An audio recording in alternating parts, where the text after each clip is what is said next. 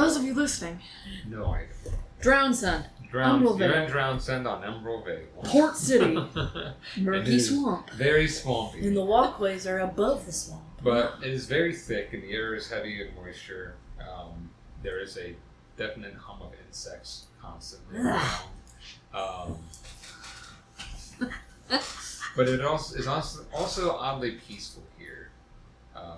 As you're in Drownsend, as you're walking about in the actual swamps, it's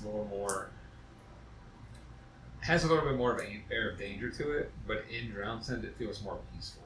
It feels more welcoming for the most part. Every building is often decorated with wind chimes of sorts made of some kind of wooden or almost like bone-like structure. Soft, you'll hear little soft melodies being played by several people in the village, whether it be somebody playing flutes or strumming off of a lute or something, but it's never like something very high, like high energy. It's something just very slow and melodic to kind of keep a nice calming presence around here. But with Corrid opening up. Oh no. I actually rolled a 6. I like it. Did you?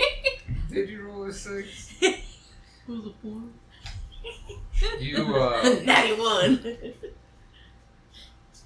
on your traveling forward, in a very much different place than you're used to, normally dressed for the cold, more arid temperatures of that, you find yourself in a much more humid and damp environment, leaving you a little more uncomfortable than you would like to be. You don't have any problem with nature, but this heat and moist air is very uncomfortable, especially for how you typically dress. Mm-hmm. Currently, you are in the Stillwake Rest, sitting at a table in the back corner with your compatriot of sorts. As you're sitting, and this rest is like carved into a very large tree and it's like hollowed out inside. So the structure is it's all made of wood, and it's got that like kind of damp smell to it, like damp wood. But there's several patrons at the bar as you were sitting in this corner, and your compatriot is like, so, how do you like it here? You don't? I thought you would love the water. It's become your best friend. That would have been more so like, not like a growl, but like a very grumbly noise. Oh, chip her out. So, have you found anyone yet? I don't need anyone. I think you do. This relic of mine that I want you to find is very well guarded, so to speak. I need you to procure it. But doing so alone might be a little above your pay grade. I've taken gods before. You have. This is a little different. How so?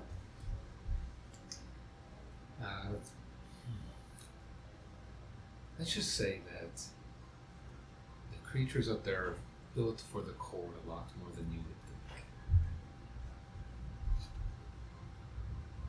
I'm a creature of cold myself. Yes, but your experience is a little lacking. I know, you're so strong and brave. But you just don't have the experience that you need. You hunt beasts and all things of that nature. You love to see the supernatural. And that's what you seek. However, you've been in a very tame climate compared to what's ahead.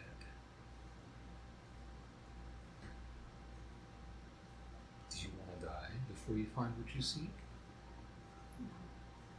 I didn't think so. Why do you think I gave you such a wonderful gift?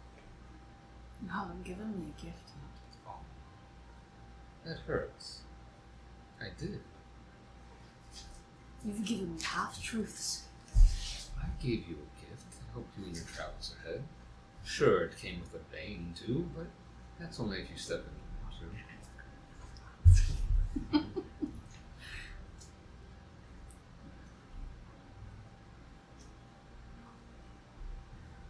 She just looks like, my sweet Corrid. Don't be so grumpy. You're working towards something here. How do I know you're not lying to me? Would I lie to you? Would you? Well, I might. But I keep my word, especially on paper. If you We don't, made a deal. if you don't hold up your end, you will regret it. Will I? Yes. Well, that will be seen down the line, I guess. Just do what you need to for me, and I'll hold up my end of the bargain. I need more information. Always with the questions. There's nothing with the actions. What have I gotten yet so far? I've gotten my word. Oh yes, but you've gotten mine too. And I gave you something. Didn't I? What have I received other than you asking me constant nagging questions? But where is it? Where are they? What do I know? How do I know it? Blah, blah, blah. You speak in riddles. It's fun. And it's so fun to see your brain turning and that little aggravation on your face. It's just adorable. I love it. Have I done anything to harm you yet? No. See, didn't I just bring you here on my own free will? When you would have had to travel through the seas originally and travel through that nice wall of magic that no one can seem to get across typically. I made it so much easier for you. So not only did I give you a gift, and I also gave you easy travel. Which that can't happen all the time. That was a one-time thing.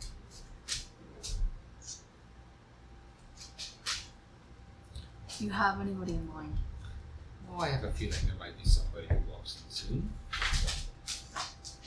She doesn't like that. Keep your nose Oh, in the back of her seat, crossing her arms. You're so adorable when you pout. And she waves over and like, I'll get you a nice drink. As you're sitting there with your compatriot, Ravenna. I was having fun. You found yourself in the Umbral Vale recently. Recently departing your typical home. On search for some information that you need to go forward with whatever it is you see. It felt like it'd be a nice thing to maybe visit somewhere that was semi-close to home, as you found this swamp-like village in Umbral. Not really the nicest looking of places that you've seen, but the atmosphere is good. It's kind of spooky. And it has a nice little, it feels like home to a degree.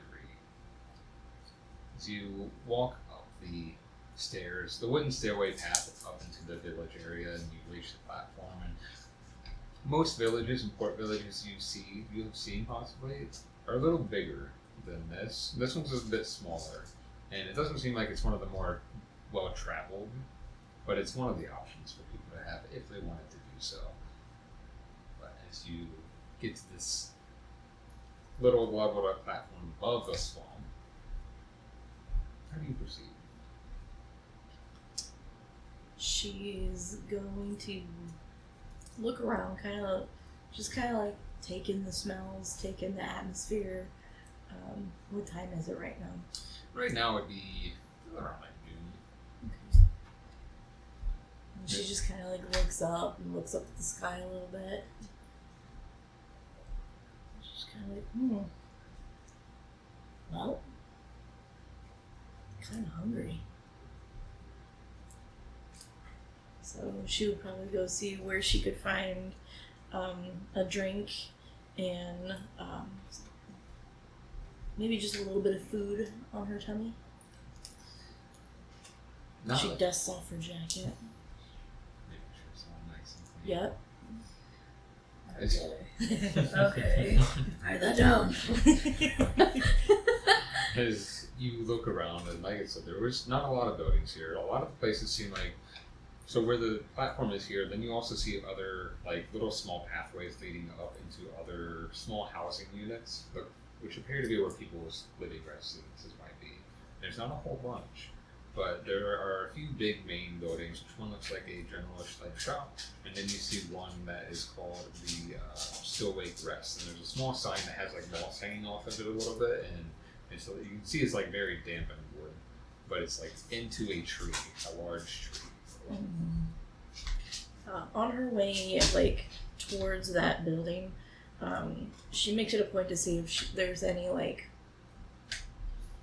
the bulletin boards through town. Like if there's like a board in this village as compared to like larger cities that she's been in. Make a perception check.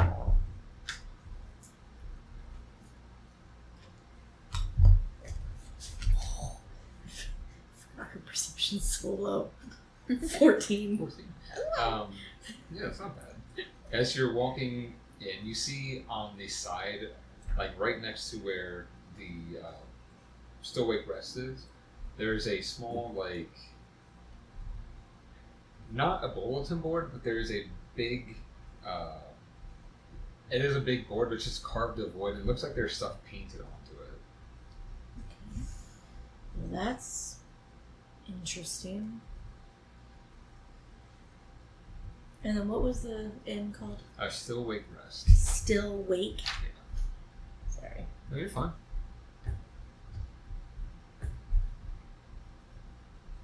Well, she'll make it a point to just kind of like look over the board real quick, but like not really taking anything down because she's like, I'll just come and check that later, I guess. And then she'll go ahead on in to see if she can get herself a nice piece of steak.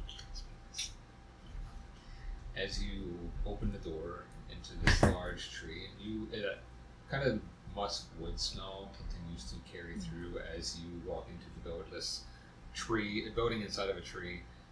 You see, with the perception check you had, will carry through. You see, there's a small bar, like where a bartender is serving some people seated there, and you see there are several tables along the pathway, and then in the back corner, you see Corrid. Go ahead and describe yourself. Okay. Hulking. Not really. She stands at 6'3". She is a very brooding woman. She definitely is not like a vision of beauty. You can tell that she's been kind of molded and shaped by struggle. Life. She is wearing a lot of furs. Like she looks like she's very warm. She looks like she's very uncomfortable. Long, probably like to her chest, black hair, kind of scraggly. Looks like she could brush it. There's scars on her body. You can't necessarily like see like the skin of her arms or anything. But she does have like kind of like 3 claw marks, kind of like in the middle of her face. Dark eyes, very like angular, strong. Like dark brown or like Almost dark brown, almost black. Yeah. So you see her sitting in one end of the table, and she's like at the moment you walk in, her arms are crossed, and then there's somebody who delivers a drink. And as the person who is delivering the drink walks away, you see her across from it, just barely sitting, like you can see through the shadows, but you're accustomed to seeing in the dark pretty well. But there is a silver-veined tiefling with bright red eyes. So he sits there and he's wearing a very fine-looking I don't even want to say tunic. It's just like being somebody of your nature. You know, a finely dressed person who loves the luxuries of life, and he definitely loves the luxuries of life. As he just sits there, while she looks a little more on the grumpy side, he just has a big old smirk on his face and just Like he's smirking at her? yeah. Okay. So she'll take note. She always wants to know, like, who's in her perimeters. So she's, like, taking note on everybody. But she'll definitely take and clock those two. And then she'll go ahead and she's going to...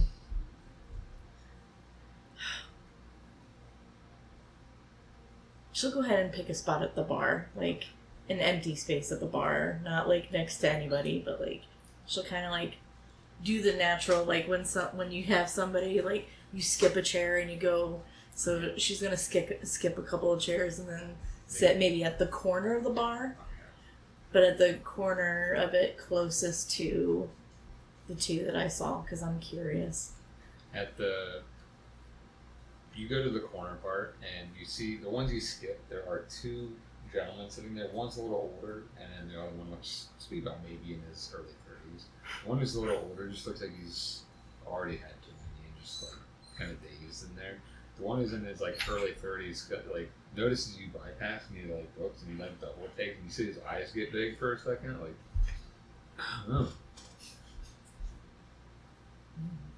She just go ahead and she sits down. Why does he do a double take? I need you to make a perception check as she walks in too. Actually. Baby, come on. That is a 21. Yeah. As she, Oh, that's a 22 actually. 22. As Yeah. she walks in, you're not really paying attention right away.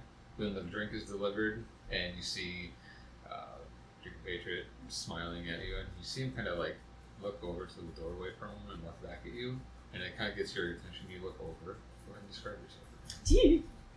So you see, as she's sitting on the bar stool, her posture is immaculate. Mm-hmm. She is upright, her back is straight, and she's just like, you can tell she's just like, she sits with a stance of excellence. And she has her curly black hair kind of like up into like this really like bun on the top of her head with ringlets running down. Okay. But within the raven colored hair you see like streaks of maroon. Mm-hmm. And then on the front of her widow's peak you see this bright white streak come through her hair and her curls, and you can see it like twisting within the bun. Mm-hmm. She has bright bright violet eyes. She's like glam, like her eyeshadow's to the nines, her eyeliner is on point, wearing very dark blood maroon lipstick, and she has this like open like green top collar that kind of comes up to here that covers her neck, but then like her bosom is open here. And it like corsets down, and she has this jacket that kind of like comes to like slight like Victorian points here, but it's long sleeved with thumb holes. Okay. And it goes down into like a front corset here, so like it buttons in the front like a duster jacket. Okay. But then you see like she's wearing like black like leather leggings with really tall laced up boots. And the duster jacket goes all the way to the floor. It kind of drags as she walks, and when she sits, she kind of like gives it like that gown flourish before she like sits onto the chair, and then she just kind of like is waiting to be addressed by the bartender. As you see her sit down too, and you notice the guy is looking, like you see his eyes go big, but it wasn't. You're very familiar about being perceptive towards things and people and situations. It looked like he was like infatuated eyes, like oh. So he's like, you see that nervousness and you get that. scent you would hear smell in that kind of situation. A what? Scent. A scent? Okay. So, with that, you sit down. The bartender comes up to you, and she's just like, "Well, hello, darling. How can I help you?" Hi. How are you tonight? I'm doing wonderful. How are you? I'm good. You need something to drink? I'm alright on something to drink actually, but I would absolutely love a nice rare steak if you have it. A rare steak? Very rare, like not even, like the more bloody the better. Oh. Okay. I think we have some venison back there if you'd like some. That sounds delicious. And how rare? Do you want it cooked? Like just barely touching the grill? Like 5 seconds per side. Oh, you like it really rare. I do, and don't be afraid if there's a little bit of extra blood on there. I do enjoy a nice, very rare piece of meat. I definitely get that for you. Thank That would you. be 2 gold pieces for you. She'll pop out 2 gold pieces. So, and nothing to drink? I'll go ahead and I'll take water. So she goes back and starts preparing. It doesn't take long. You hear like the sizzle of it, like comes back with it, and it's barely seared on both sides, and it's like blood, like the plate's like just dripping with blood, and like a big pool on the plate, and she's like, "Gonna pass it over. There you go, darling. Thank you. You're welcome." And she walks back, continuing, and you, what's your passive perception? 12. Well, as you're getting, like, you know, your delicacy type styles and like getting your pork and stuff all situated in the What right she possible way. does, she unbuttons her jester jacket and she opens up and she pulls out her very sharp, very silver steak knife and fork, and she just cleans them off with her napkin, and then she just starts So it's cutting up ever so dainty. as you With her legs crossed as she's sitting up straight, like however anyone sits like that, we don't know. Oh my god. It's like if Sarah like was goth. Yes! as you're doing this, you aren't really paying attention to the surroundings much. You didn't really clock any It's threats. been a while since I've eaten, I'm hungry. And you, as you're eating, you feel like a presence sitting next to you. And she's like, "Well, hello there, darling." As you look over, and it's that gentleman who looked over at you.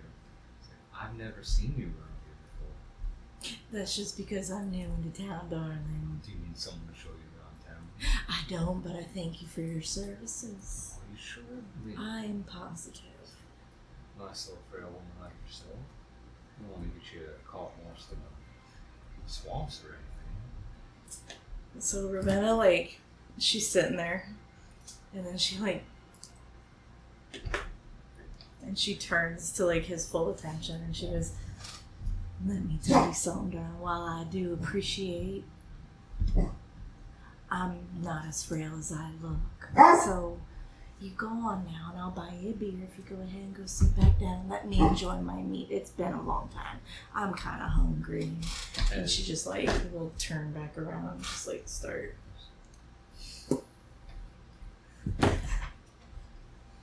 Make persuasion. Ooh. Or intimidation if you're Ooh. if you're intimidating or if you're persuading. There ain't no way, brother. Okay. Do you want me to tell you which one? Yep. Persuasion. Okay. 21. Oh, hell yeah. As he's like, you see him about the rebuttal, and you notice that, like, before you go back to your meat, you see him, like, try to do that, like, guy thing where he, like, tries to put his hand on your hand, and your eyes just, like, lock onto his, and he's like, And they flash a little violet, and she just looks absolutely disgusted, like, one thing. And he goes back to Thank his seat. And you see him just, like, slumped there, and he's like, and you hear the old man, like, "I told you not to do anything." As you're sitting there eating your meal, and you're having that drink, it's like, "Are you done pouting now?" "You better be both pouting with face." so cute. Such a young little child. Just lost in the wind. And you can she has her ears. And as he's like talking to you, you see him constantly like kind of flicking his looking his eyes up for a moment and just like, I think you found something I need to keep an eye on. And her eyes go to her. She's very out of place here. Oh, And Sue. and that she apparently handled it herself because the local folk had no chance. Percy. Make a perception check with advantage.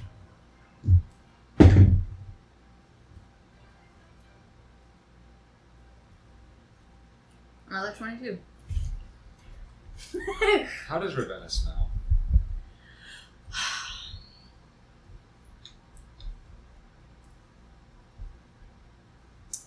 Oh crap. How does Yennefer smell? Lilac and Lilac what? and gooseberries. She smells like lilac and gooseberries. You get, as you're sitting With a and twinge of blood, since she's just like eating that meats, eating her meats.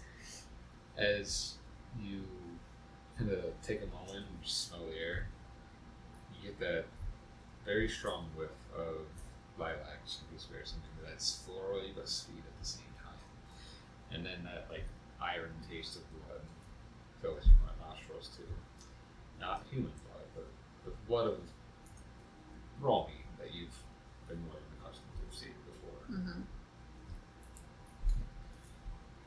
She seems like she could handle herself pretty well. I never said that she couldn't. I'm just saying. You're saying, oh, who am I going to find here? Why did you bring me here? Blah, blah, blah. I'm such a whiny little child. I want to know who this man is. What did you say? I want to know who this man is. Oh, I hate this man. But that's what I'm saying. Keep your senses about you always. Trust that. Trust these and this, but this most of all. That's going to lead you to what you want more than anything. Is that it? I don't know, is it? Do you have anything else that you want of me before I have to depart? Does she know, like, she knows where and what and like all that stuff? Where, what? Like where she's going exactly, Yes. what she's looking for. She knows her next destination. Okay. Yeah. Does she know what she's looking for? Not exactly. Because Okay. he said he's going to give you more details when you get there. Okay. He's like, get to this place first, and then we'll go from there. Okay. Cheer up. Live a little. Buy me another drink. I might. That's rather demanding. Another what? Demanding. Why don't you say please? Another drink. Please. As he looks at you, his eyes flash a little bit red. He's got a little more serious face on him for a moment, where he has like a really heavy smirk and his eyes are like sneering at you. Roll a Constitution save. Oh, fuck me. Uh-oh, fuck me. Wait, hold on. Be good. That's not good. A 10. As you're sitting there and like pretty much defying him on what he's saying, you feel like this burn in your chest for a quick moment. That burn feels very familiar. That burn starts to like spread out through your body. Say please or I force it.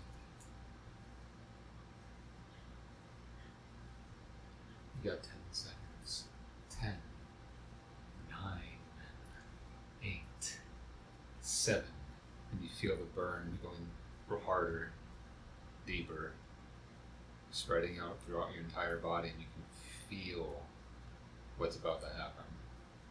6. I would appreciate 5. another drink, 4. please. There it is. Was that so difficult? Oh my goodness. See, you are like a child. I have to teach you how to use your manners all the time. She's not even looking at him. There, little one. We'll get what you want. Just be a little bit more composed. I think you're going to need it with this one. She looks at her again. See, As she's looking, you just see like Ravenna bring up her very silver fork and just. as he gets ready to stand up from the table, and he does the same thing you see like Ravenna did, like dust down his shirt and jacket, make sure everything's nice, smooth, and walks around the table towards you. He gets a little low and is like, please, remember not to test my patience too much. And he gives you like a little like pat on the cheek. And then he's getting ready to walk out. Or he walks towards the bar area first. And he walks over to Ravenna. And you see, as he walks up to you, She's still just looking straight ahead and This- eating her meat. silver-maned tiefling with long curled back black horns and those very red eyes. I absolutely love your outfit. Thank you. I absolutely love yours as well. I appreciate that. Thank you so much. I must ask, Yeah. you don't come from around here, do you? No. You've already learned, I'm sure, but be very wary of the people. Yeah, you always have to. Yes, you do. Some of them are just such children. They like back stuff. She just like, as he's walking out, she like gives him like the stinkiest of stink eyes. Like, that was gross. Make an insight check for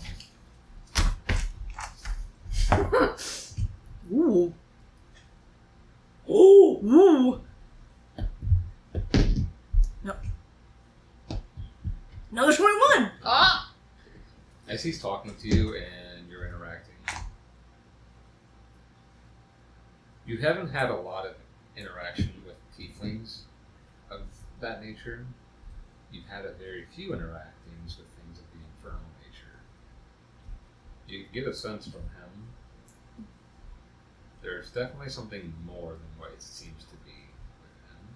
You're not quite sure what it is. Can I smell him? You can, but that's what it's with that person. Oh, if you want to do separate, I'll do a separate one. check. Like, as he walks away, she just kind of like, not good. 9, 10, 12, 13. You mostly just smell like almost like a heavy cologne in a way. It's I'm trying to think of that. Like one, he's trying to cover something up. like Heavy. that one you gave me for the collar. I don't remember what it was called. Oh, okay. So it kind of smells like that. Whether he's trying to cover it up or because he's really fancy. You know, a lot of the fancier the people, the more they like to make themselves smell good. So, but as he says that, and he kind of gives a little with his long, pointed nails on the counter. It's like, take care now. Have a good evening. And you hear he goes, bye, Corrid. he walks out of the tavern. Like, with that, she's still like, Ravenna will just kind of like turn her head and look at Corrid. She's just staring at you. And she just turns back around and just goes back to Like Aragon. Oh, yes. In the corners. Aragorn? Aragorn. I know. Who the I knew- hell is Aragon? I know, buddy. But You know what I meant. I know, Oh, yeah. I knew what you meant. Like with the... Yeah. But it's with a drink. she just like, she's so, somehow she's so elegant. She like turns her head, but then she like just swishes herself back, like so calmly and smoothly, and just continues to eat. As you're eating, the bartender's like, is there anything else I can get for you, darling?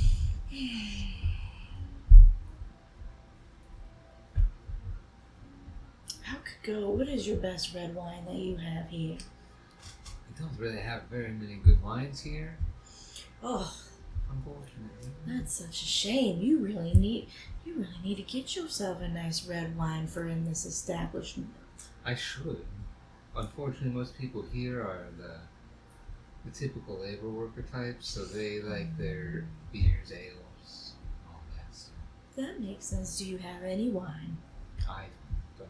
It doesn't sell. I tried, but anytime I had it, it didn't sell very well, so I kept it and drank it myself. Oh, bless your heart. All right.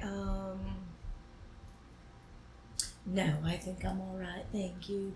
But will you do me a favor, darling? Of course. Will you send that lovely little thing in the corner there, whatever she's drinking, and go ahead and say it's on me?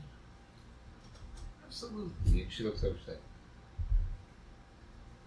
I don't know how lovely she seems rather bitter at points, but Well, you know, bitter people are usually the nicest people you ever meet. They're just misunderstood. yeah. She grabs one and you hear like this slower footsteps of her coming back again. She's not elderly, but she's a little older. And she like bends over and like, here's another drink for you from that miss over there at the counter. She looks at you and she just nods her head. Ravenna lifts up her water. To me or And to to the... you. Okay, and she'll... Like, and then she'll just go back to eating. She's almost done with the steak. She wants to finish it. So, while you're eating, is there anything you're doing while you're sitting in the corner by yourself still? Occasionally looking around, around here, but mostly just looking at you. And her back is she just keeps staying straight. Mm-hmm. She's just mulling over everything and just looking at you like, God. Like as you're sitting there, like staring at the back of her head, she's just like her curls are just like immaculate, and they're just like flowing. And every time she moves, her hair moves, and she's just like,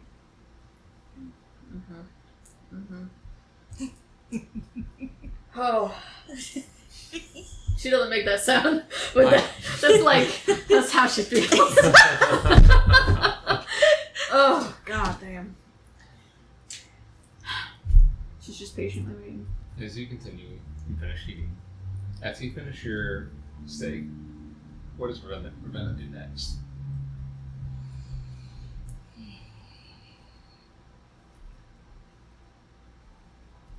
How bloody would you say her plate is right now? Her plate, it had quite a bit of blood on it. Like it's pulled up? Yeah. You're gonna see. Ravenna's like watching. Is everybody like not paying attention to her? Make a perception check. 15. Ooh. Are you trying to do it hidden? Yes. Make yourself check. Stealth or sleight of hand? Oh, I'm really good at that. Oh, that is a dirty 20. Alright. Ooh. I need Corrid to make perception checks since you've been watching intently. Oof. Okay. That is a 8. Okay, so you see Ravenna, or this woman at the table, eating and everything as you're watching. A couple of people filter out and a couple come in and you like look over, and just as you look over, it looks like Ravenna just finished eating and she's like kind of dusting off and putting her stuff away. And you look over for a second. In that moment, Ravenna's going to open up her jacket. She's wiped off her knife and her fork, and she like puts it back in her pocket. But then she pulls out like this spoon. It's like a really fancy spoon, and not like a normal tablespoon. Like it's deeper. Like it's almost like almost like a soup spoon, but not as big as one. And you just see her, like, she nonchalantly, like, tilts her plate, and then she, like, lets the blood drain into her spoon, and then she, like, lays it down, and then, like, looks around, and then, like, she just drinks the rest of the blood on the plate, And then she wipes down her spoon, and then she just kind of like tucks it back in her jacket. So you do, as that happens, as you're looking over, and you see Ravenna doing, like, it looks like she's putting the rest of her stuff away and using a napkin, kind of just like that. Her face. She does it like ever so like she's just like.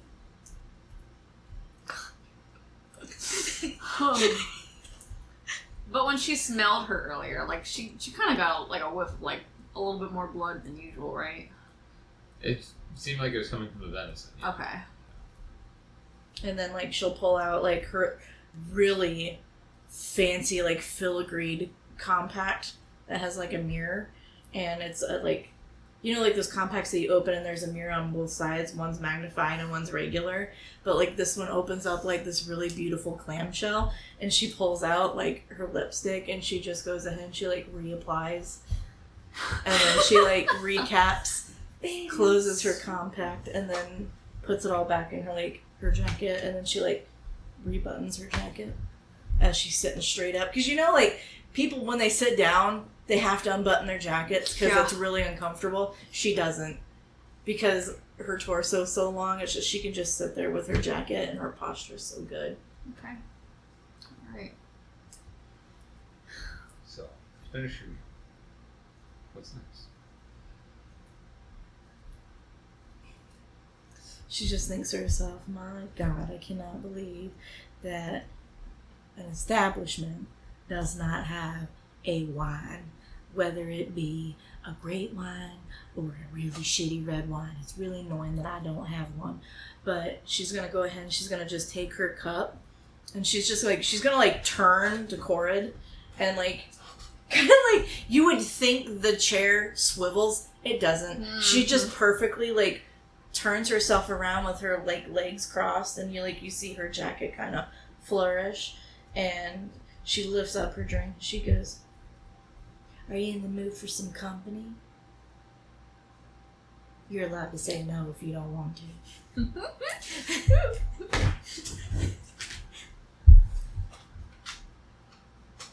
She just stare at you. The one drink that she had, she'll go ahead and like kind of like just finish that off real quick, and she'll grab her other one. She'll stand up. She'll walk over to you and sit on the stool next to you. "Are you comfortable on a stool? We can go ahead and sit in the booth over there. It's all right."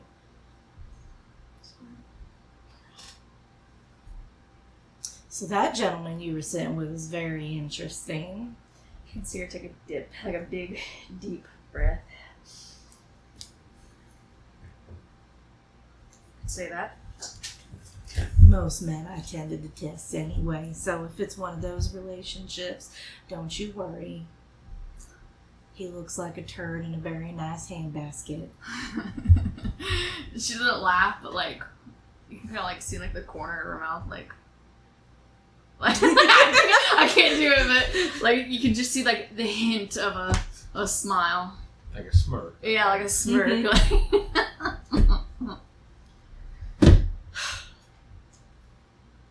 I really need a glass of wine, and this place does not have it. Does anywhere around here have wine?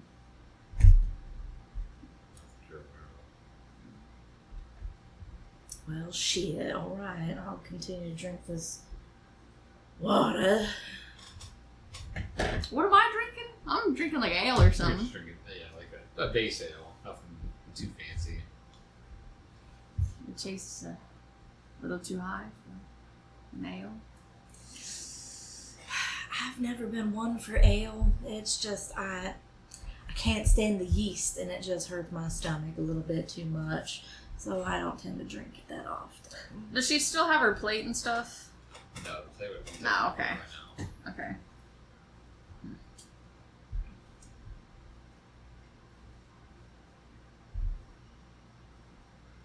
Silence is not actually happening. That's just me trying to think. No, you're fine. Okay, I just didn't want I was gonna let it, because it's like one of those things where like she's like, wait and see what happens.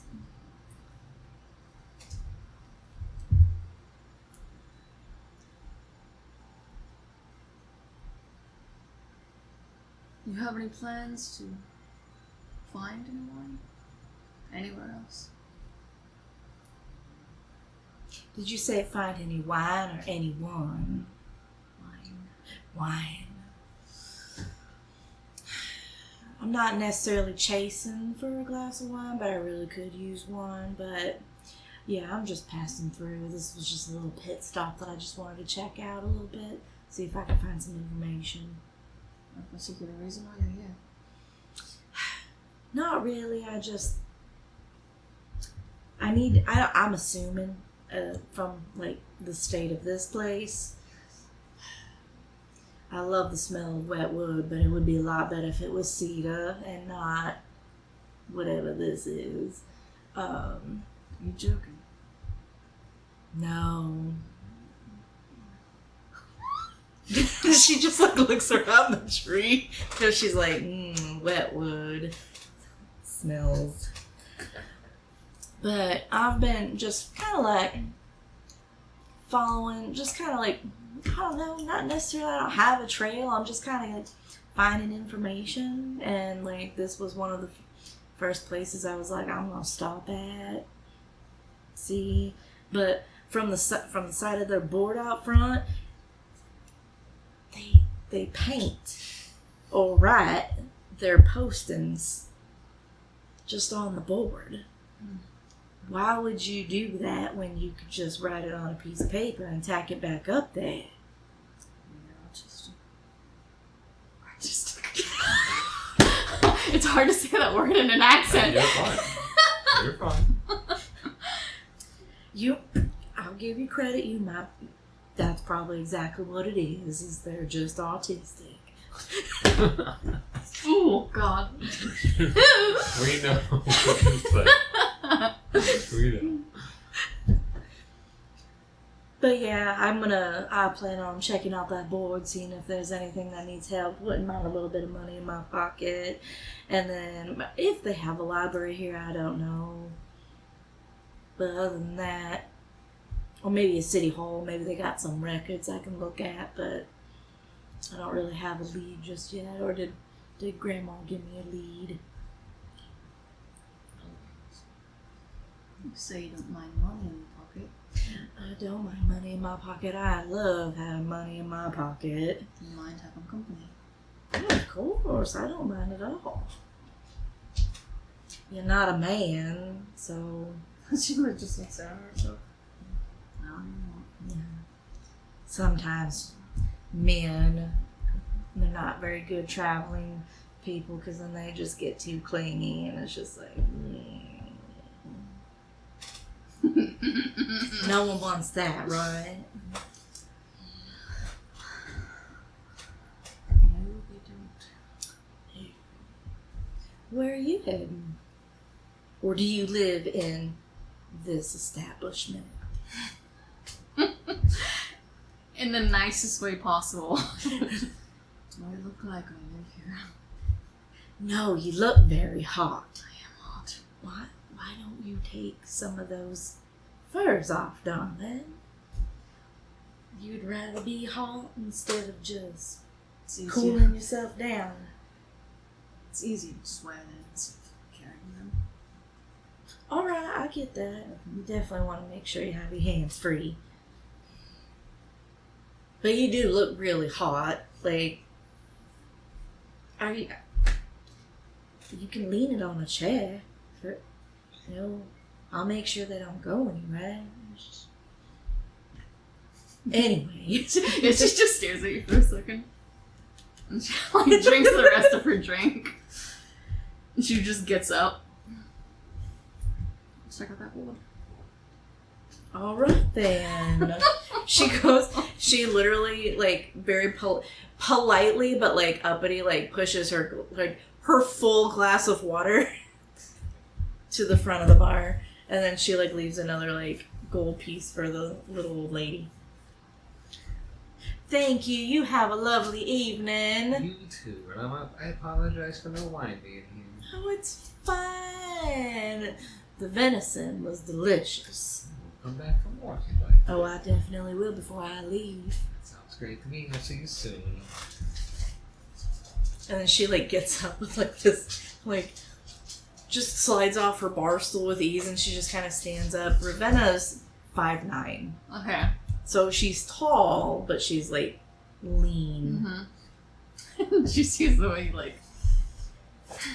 And then she does that. Then she'll, like, brush off her bottom and make sure, like, the back of her jacket and the back of her pants aren't dirty. And, like... Well, why don't we go look at that board, shall we? You like see the way she looks at you up and down. And she just kind of like sticks her foot out and hand on her hip. She just turns and walks. Oh. So, who's leading out the door? Yeah. So you're the first one to look at the door. Mm-hmm. What's your passive perception? 15? 15. As you look at the board, you notice that, like Ravenna said, there is a bunch of painted things on there. It's a pretty sizable board, and there's several ones that are like marked out in X paint, and you can tell by how it is. It's been like the whole board's been painted over in like a brown color several times. So it's like when Bibblestein, you're okay. the as it's been painted over multiple times, it looks like after they complete several things, they'll just paint over it all again and then repaint what the next things are on there. But right now, there's several that are like crossed out with like X's, but there's one that's still standing right in like front and center. And there is it says "Gone Quiet" at the top. Missing child. Talk to Kalwen, which also says, hey, where'd that paper go? I just had it. Why did it just... Oh, there. Okay. Which says Kalwen, woodsman and guide. Is she there yet? Yeah, because what you hear is Ravenna's not wearing heels, but you can hear the clicks of her slowly walking behind you on the boards of the decking. Mm-hmm. See what I'm saying? This just seems really extraneous. Why would you just paint over things when you could just pull it off? Seems like a lot of extra work in my thing. I agree with when it's, what is it, work smarter, not harder kind of thing. But what'd you find? Anything good? Listen, kid. Oh, no. she just kind of... Oh. Touch it hot. Missing kid. When was that posted? Does it say when it was posted? No, just that it's Dr. Kalwen. Kalwen. Kalwen. K-E-L-L. Bland is B-L-A-Y. He's a guide? He's a woodsman and guide. Well, where in the hell would we find a Kalwen woodsman guide at? Does it give any other details? Do we know the layout of the town at all? It's very small. Yeah, it's pretty small. You could see, like, right in the center where you're at, you have the tavern you were just in. There's a general goods shop right across the way. There's a small little jewelry type shop right there from it.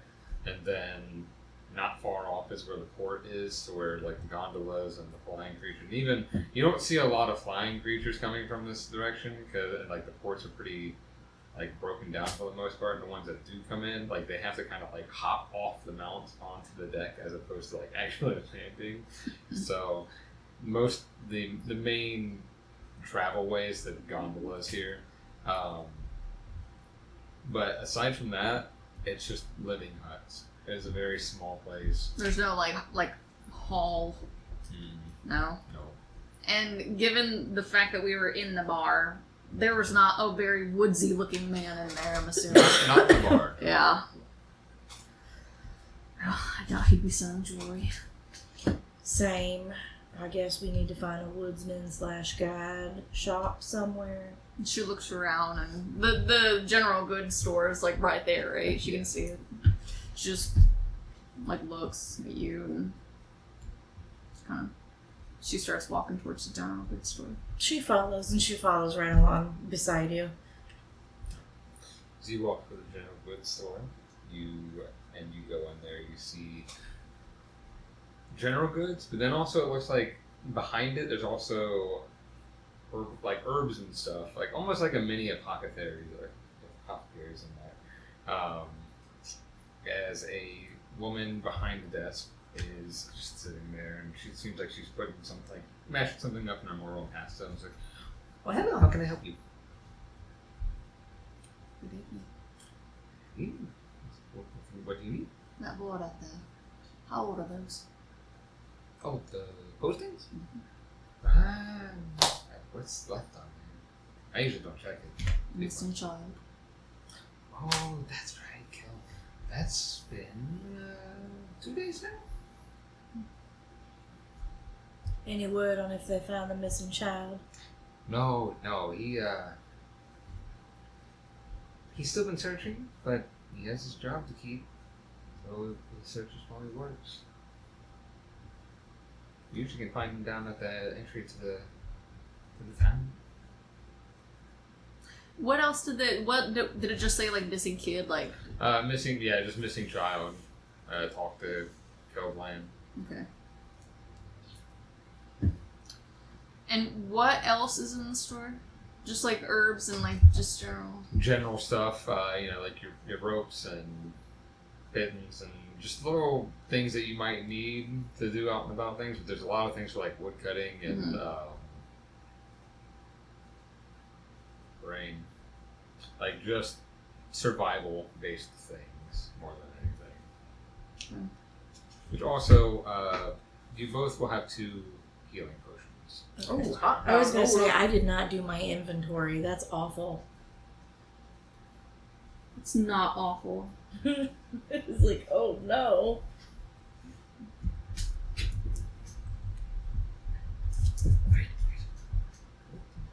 You said 2? Yeah, and yes.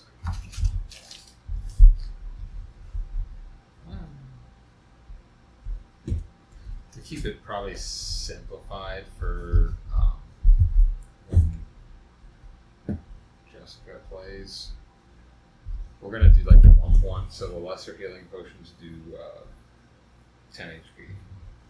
That's what we have. Yeah, so what you guys have right now will be like a 10 HP potion, which will be different from the main game, but since Jessica's newer, I don't want to make it overcomplicated for her when she starts playing.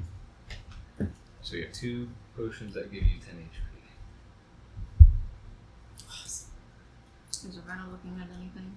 Ravenna's like looking around, just kind of seeing what they had available. It's very, comparing to some things you've seen, it's very bare bones.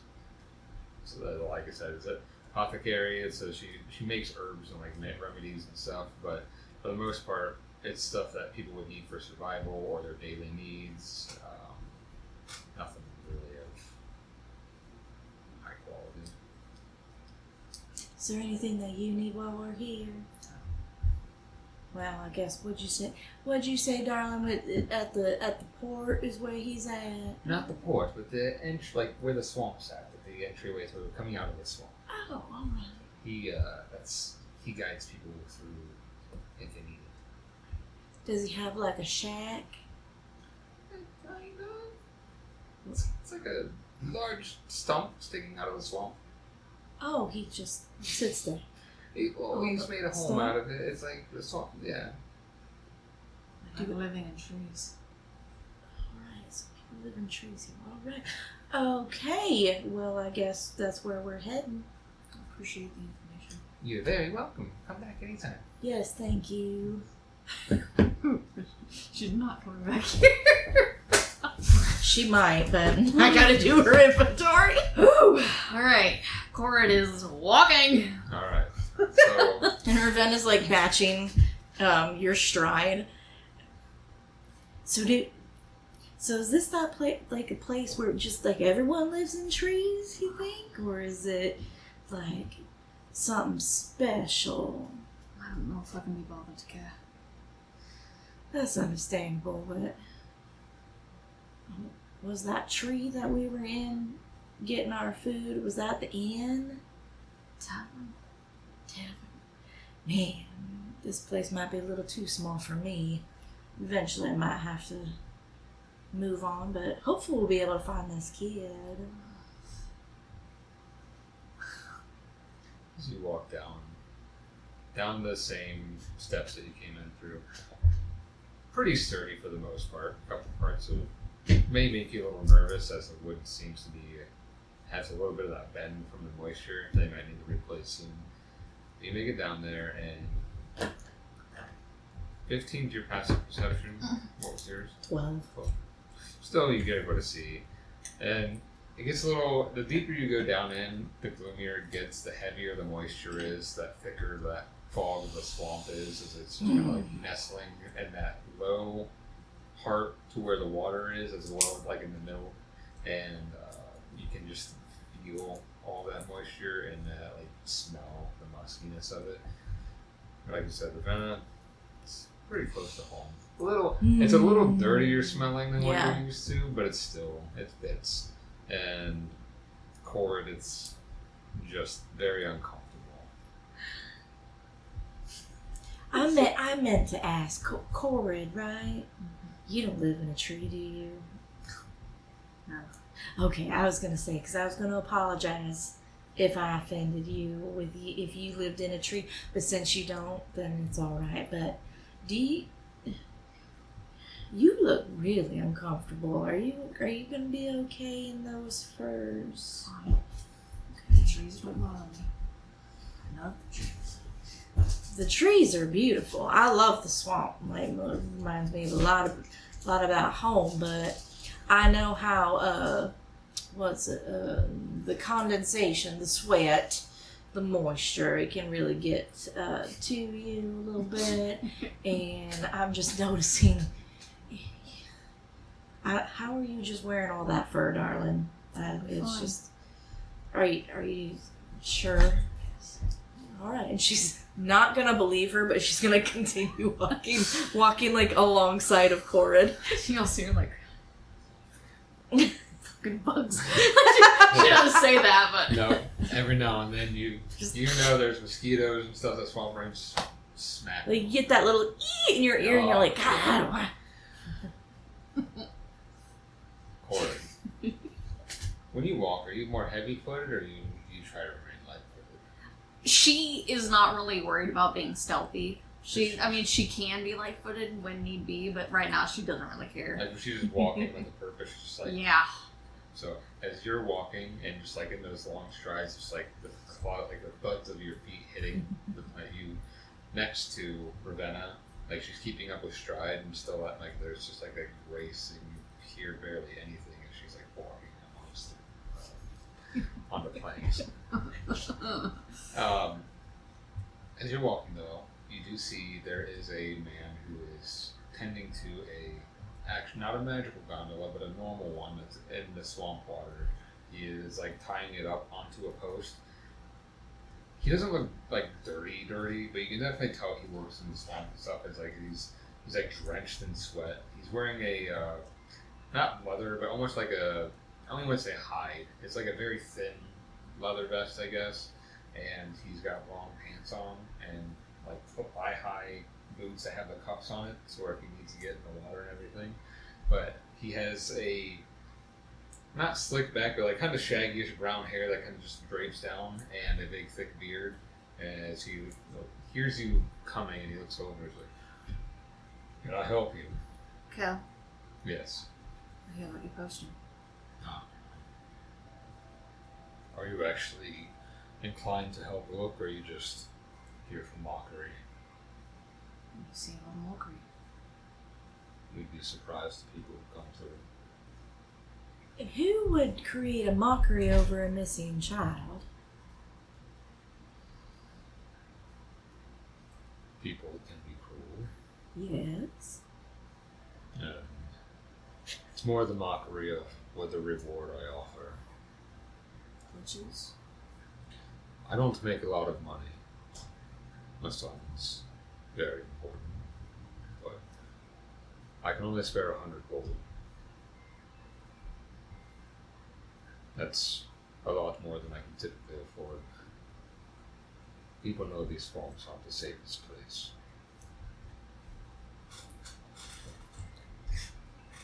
That's fine with me. Do a lot of kids go missing? It's just yours. There's been people who went missing, not the children.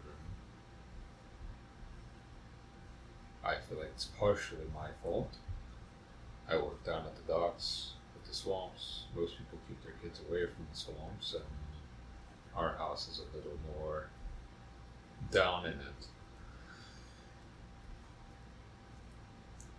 But he was with me one day, and I thought he was still nearby, and I went to call for him, and then he was just gone. You say that as if he didn't just disappear in the swamp. Stranger things have happened. Yes? I mean, people have seemed to have just vanished in thin air, it felt like, here. Really? Or there 1 second, on the next.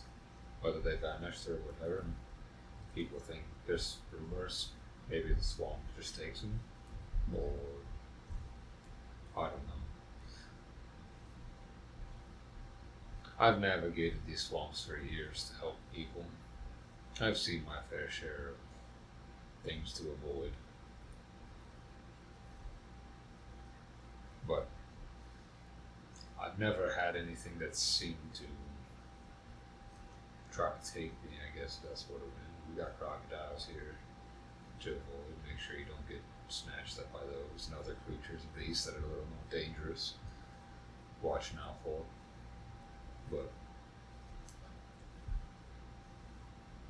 I'm not quite certain if it is something of that nature or something different for him. So if someone like you, who knows these swamps, who lives in these swamps, can't find your son, what makes you think someone else can? I'm not a hunter. I'm not meant to. I can defend. If something comes after my family, and obviously I'll do what I can to help. I will do what I can to defend them, and I will fight till my last breath. But I'm not the one who goes out seeking these dangers. I never made my life living of fighting off things. We don't really have a grand army here, or even guard. And the people who do help protect us, they don't make efforts for the small things. This is small to them.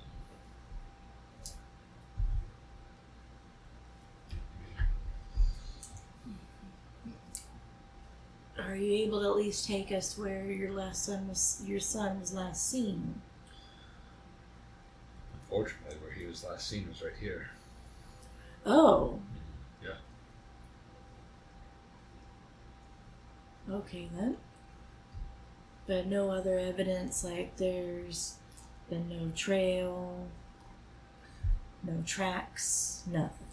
The problem with swamps is all the tracks get covered up pretty quickly.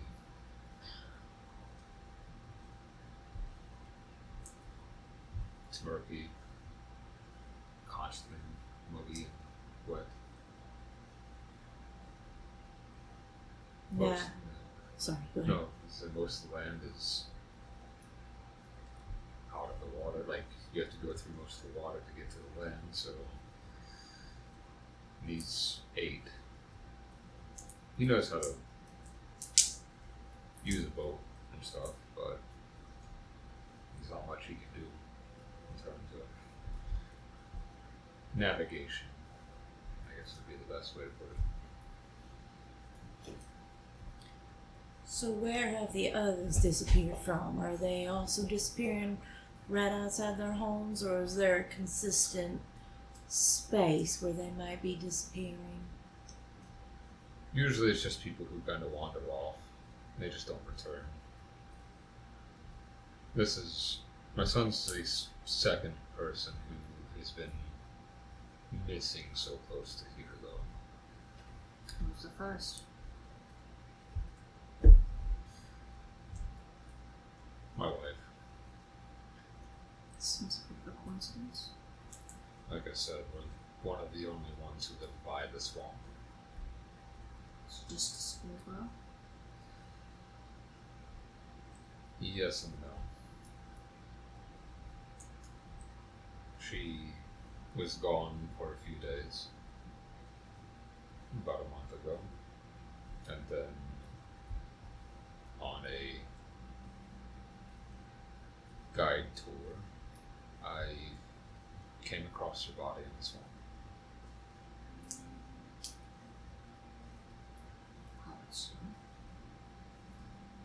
Make a persuasion check.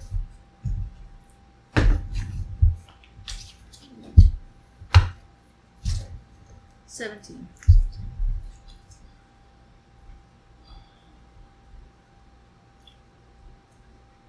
She didn't look like herself.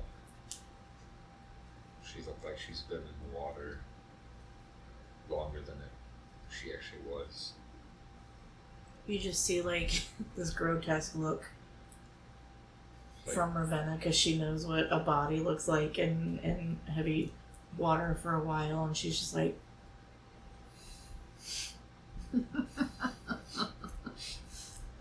She looks at you. Looks back at him. No other injuries?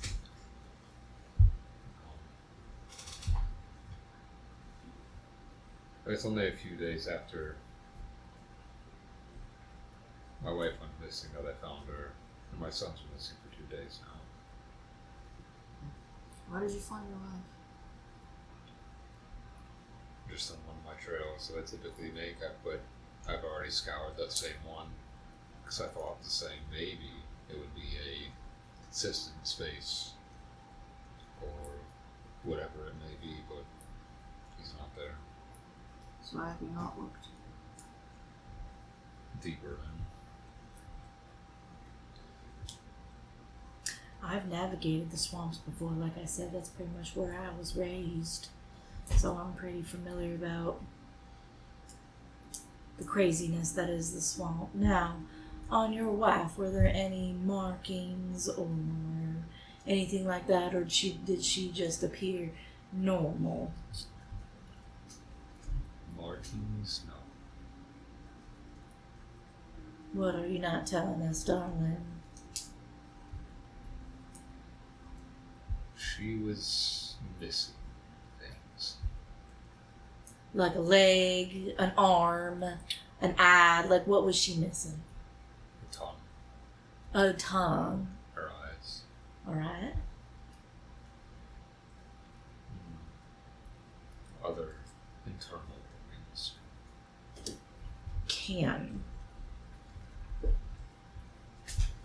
Because of where she's from, can she do like either a history check or an insight check, or like to see if there's been any other creature that she knows that takes eyeballs, tongues, and innards? Do a nature or a history check? Ooh. Or a survival check Nature or history? with advantage.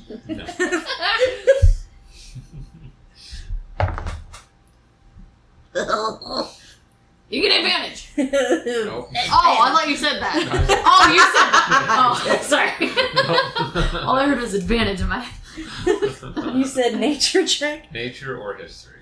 Oh, she's a +0 in both. Ooh. That's a 6. 6. One thing about Ravenna, her intelligence is very low. She's smart, but She has high wisdom, very low intelligence. She's not well learned. You know what? We might be fucked, girl.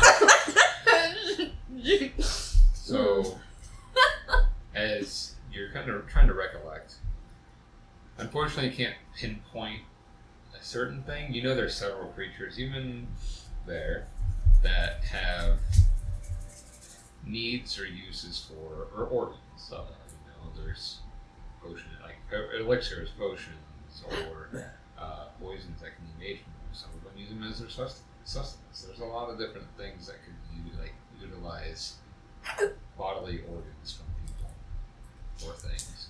She leans over to Corrid and not funny, but she also, hopefully they're not eating those bits, but I think that's a good possibility.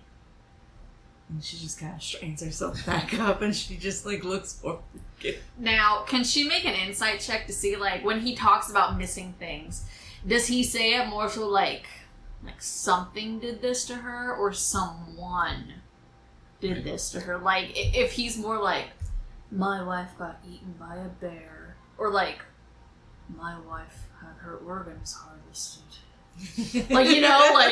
Is he Hannibal Lecter? Oh, okay, hold up. Does he have a nice Chianti in that tree stump? Yeah, he's a 22. 22! You definitely get that it's not. He doesn't know exactly what it is. He knows that something took it. He doesn't know if they ate it, but intentionally took it. But it also does seem like there's something he's not telling you.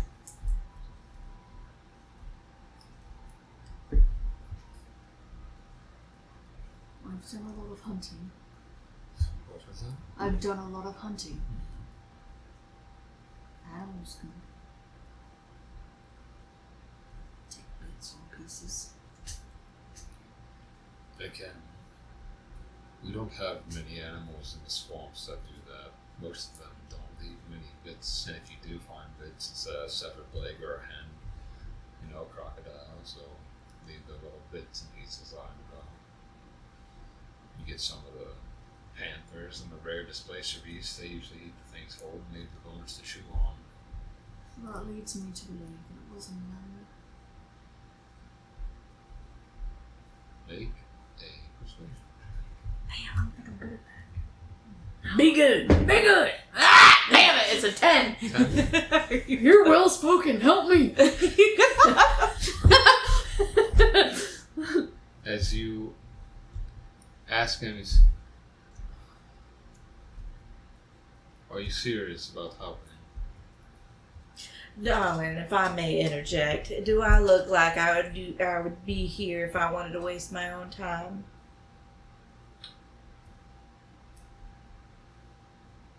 Your persuasion check with advantage, given your Opulence. Be good. Be good. What was that persuasion? I'm sorry. Was that a good cackle? Yeah. Okay, good. 21. You don't look like someone who would waste your time. No, I wouldn't, darling, so I'm pretty sure we're serious. So, how about you just make sure you give us all the details we need? I feel like it's partially my fault that my son's missing. He told me 2 days before he was taken, or whatever it may have been. Bibble. No. He heard voices coming from the swamp. He heard, in his words, his mother's voice calling him from the swamp. Oh boy, that's not good. Which I marked it off as just because he missed it. It's fresh in his mind. He misses her. I dream of her often, and I miss her too. So I just say it's nothing. Don't worry about it. The day he went missing, he said he heard it again, and I told him the same thing. He was on the boat as I was getting ready to tie it up. I was tying it and looked up and he was gone.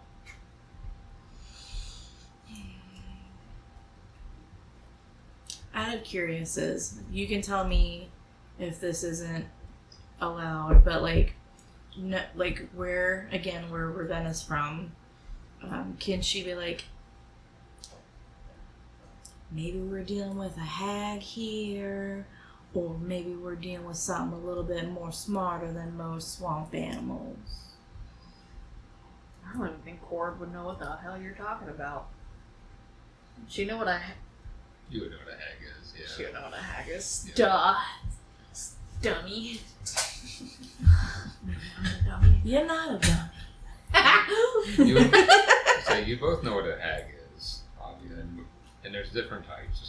There's multiple versions of what hags are. Some of them are call themselves that, some are just simple. It sounds akin to what a hag might be, from what you both recollect of what hags are. Because we are on this creepy island right now from where I come from. So, I mean, we could be dealing with something with a little bit stronger and higher intelligence, especially if it's mimicking.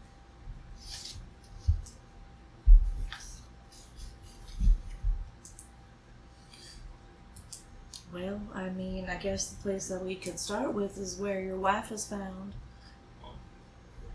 If you are ready now, I can. Is there anything else you need to tell us? That's all I know. I will prep the gondola and I can start navigating you through the swamp if you're willing. Do we have a lantern or anything? He has one. Okay. Like he has one, like kind of like the gondolas in France where they have that like hook and it's like attached to there. Like, he has one of those. Okay. And it's like right up front because there's a lot of fog and mist in the swamp, and it's to help see in like different times of day or it'll be heavier than others. Okay. This is a long shot. Do you have anything of his? What are you looking for? Anything? Give me a moment. And he goes into, like, right off the willis there, like the steps you come down on, there's a small little pathway, and then you see it's like a very large old tree trunk right there, and he opens the door, and that's what he heads into, to what looks like to be his house. He comes back out with a, there's like a small... This thing has been following. Oh, that's spooky. That's it. Like, That's when the we thing. started talking about swamps, it was like the mushroom swamp, and I'm like, this thing knows. That's what we're fighting. I'm quitting. I was say I did put it's a swamp playlist. So Oh, okay. I was like, okay. But he comes back out with like a small shirt, and he's She shakes it. She just nods her head. Whenever you're ready, I'm ready. I'm ready. Are you ready? So he gets in the gondola and he kind of holds it still, waiting as much as he can, and motions for you both to get in as well. As you get in and sit.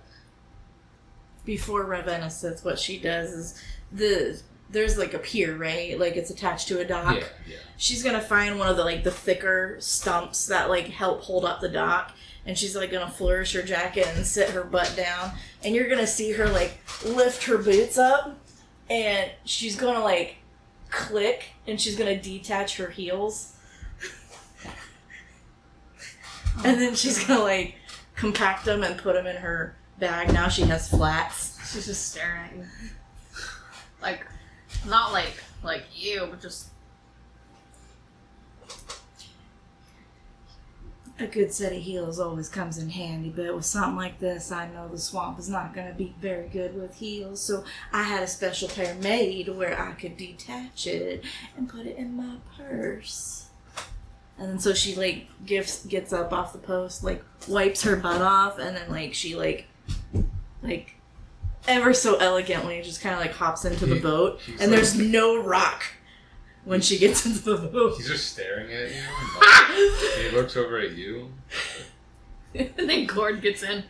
The boat just like... As you do that, I love her so much. as you do that, and it like rocks around, and water splashes up a little bit. You're like in your head, it's like, don't fall in now. You wouldn't want to get hurt. Oh. You just hear like you just hear like a Are you alright? I don't like the water. Oh. Alright then. Well, we'll just make sure we don't fall in. I appreciate that. As he gets into, alright, let's he unties it. Let's get going. And he gets the oar and he starts like to paddle through. As he paddles you through the swamp and deeper into this deep forested area, the pathways where the water are, you see obviously all these little puddles and spots here and there, but the pathways where the actual water is to navigate through are very narrow, but there's all these different winding, branching paths that go through. Very difficult to see through the fog ahead at points, but you just see him effortlessly navigating through and just like paying heavy attention where he's going, but at the same time he's able to like maintain conversation. So you don't look like someone who would find themselves in the swamp. Well, like I said, darling, I live in one. I find that very hard to believe. Well, it's true. My grandma has always told me not to lie. It's very rude and not very ladylike. But you're dressed so Oh, this old thing! old thing. Yes. And she like stretches out her arms, and like what you see is like when she like puts out her jacket, like she has these really cool like thumb holes, but then part of the jacket you actually see actually goes up to her index finger and like wraps around. So it's like a gloved jacket, but like this is open, and like this, she's like, I've had this for many years, and it's one of my favorite pieces. I feel like that thing is worth more than what I make in a month. Well, it moves with the body. Helps me be very dexterous. And how are you wearing all of that? You see, I asked her the same thing. like he's drenched in sweat, and like his like the hair is like that straggling from going into this humidity, and it's like just glistening off of him, and he's just like, you're wearing so much. Well, how are you not hot? She just stares at him. Looks ahead. She's quiet, like she's a woman of very few words. Go on. Continues to paddle through. Wow, baby. I need you both to make wisdom saves for me. Oh boy.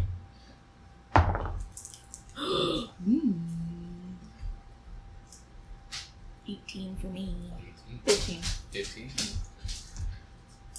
As you're going through this wall,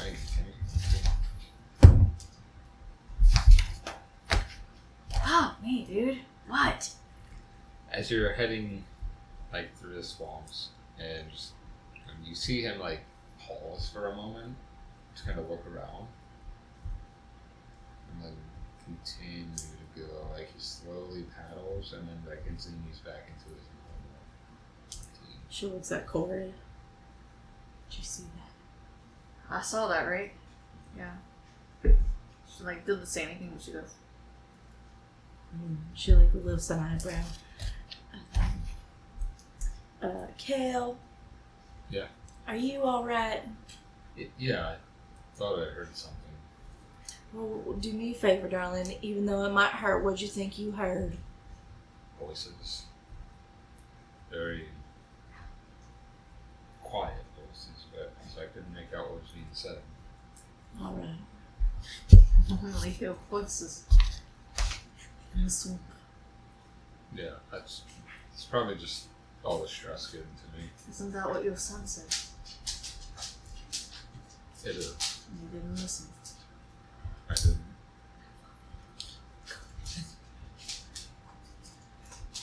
Think you should check it out. I don't know where it was coming from. It felt like it was all around. Are we in a boat? You're in like a gondola. Oh, yeah, okay, yeah, sorry. You're fine. She crosses her arms. After saying that's certainly helpful. She just keeps looking ahead. Well, no, she's like looking around. Can't really see anything, I'm assuming, but... You can see like you can see like all the trees and where the water is. There's that thick air or thick fog and mist above the water, and you can see ahead of you about like 20 to 25 feet. You're able to see silhouettes of things through it. The lantern is helping kind of push through on some of it. He continues guiding you through the swamp. So, Corrid, real quick, because I'm not sure about how deep this water is. If we get in a scuffle, are you the type of person where you have a fear of water due to a childhood situation, or can you not swim?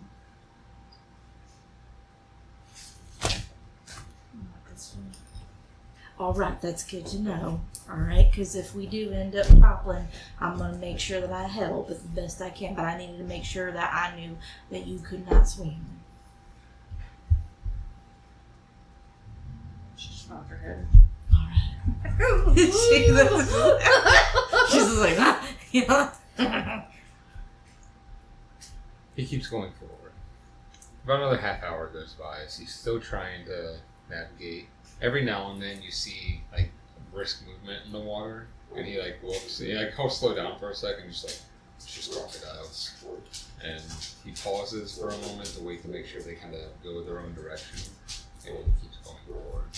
Now this is pretty far out for your wife to be out here. How much further was it that you found her body? Devil. Well, right back here is where she's floating. That's the problem.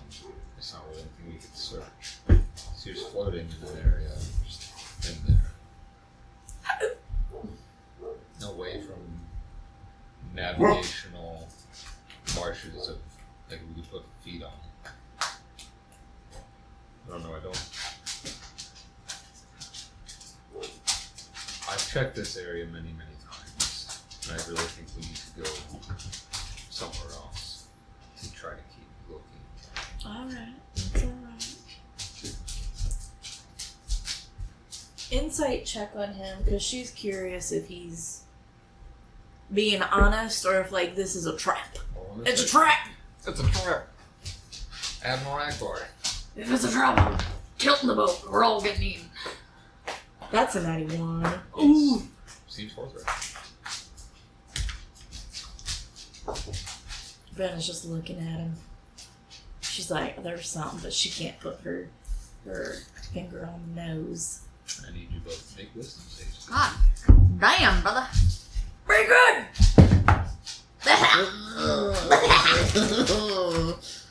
That's a 10. That's a 21. 21. That's a really popular number today. I know, I love it.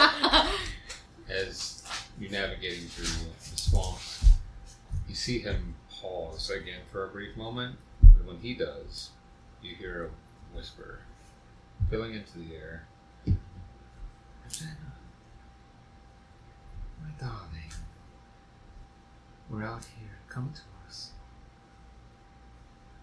You just see Ravenna elegantly, somehow, some way, her posture got even better. Like, she sat up straighter with, like, her ear out.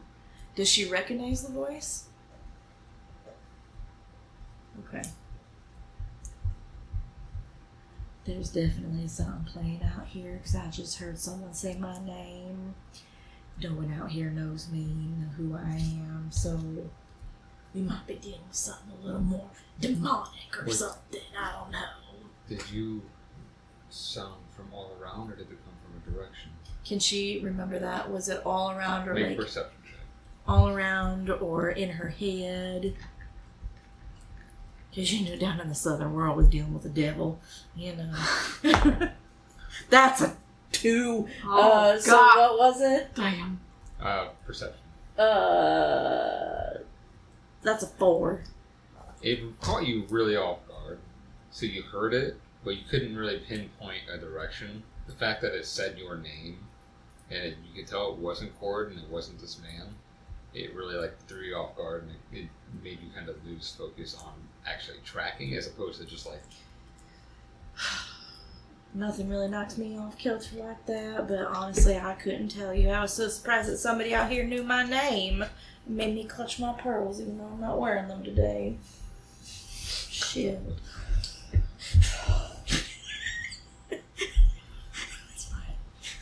She's not that dramatic, but... I think I know how Alan feels. Oh, God. Does she say subconsciously she hears that? Since Corrid did not hear anything, like, was she paying attention to, like, what direction? She kind of, like, looked at first, or, like... No, you just... Ravenna just tilted, and just kind of, you could tell it was like, I'm listening closely. Okay. Not turning ahead in a different direction or anything, just listening. Mm-hmm. Okay. Just like, yeah. What's wrong?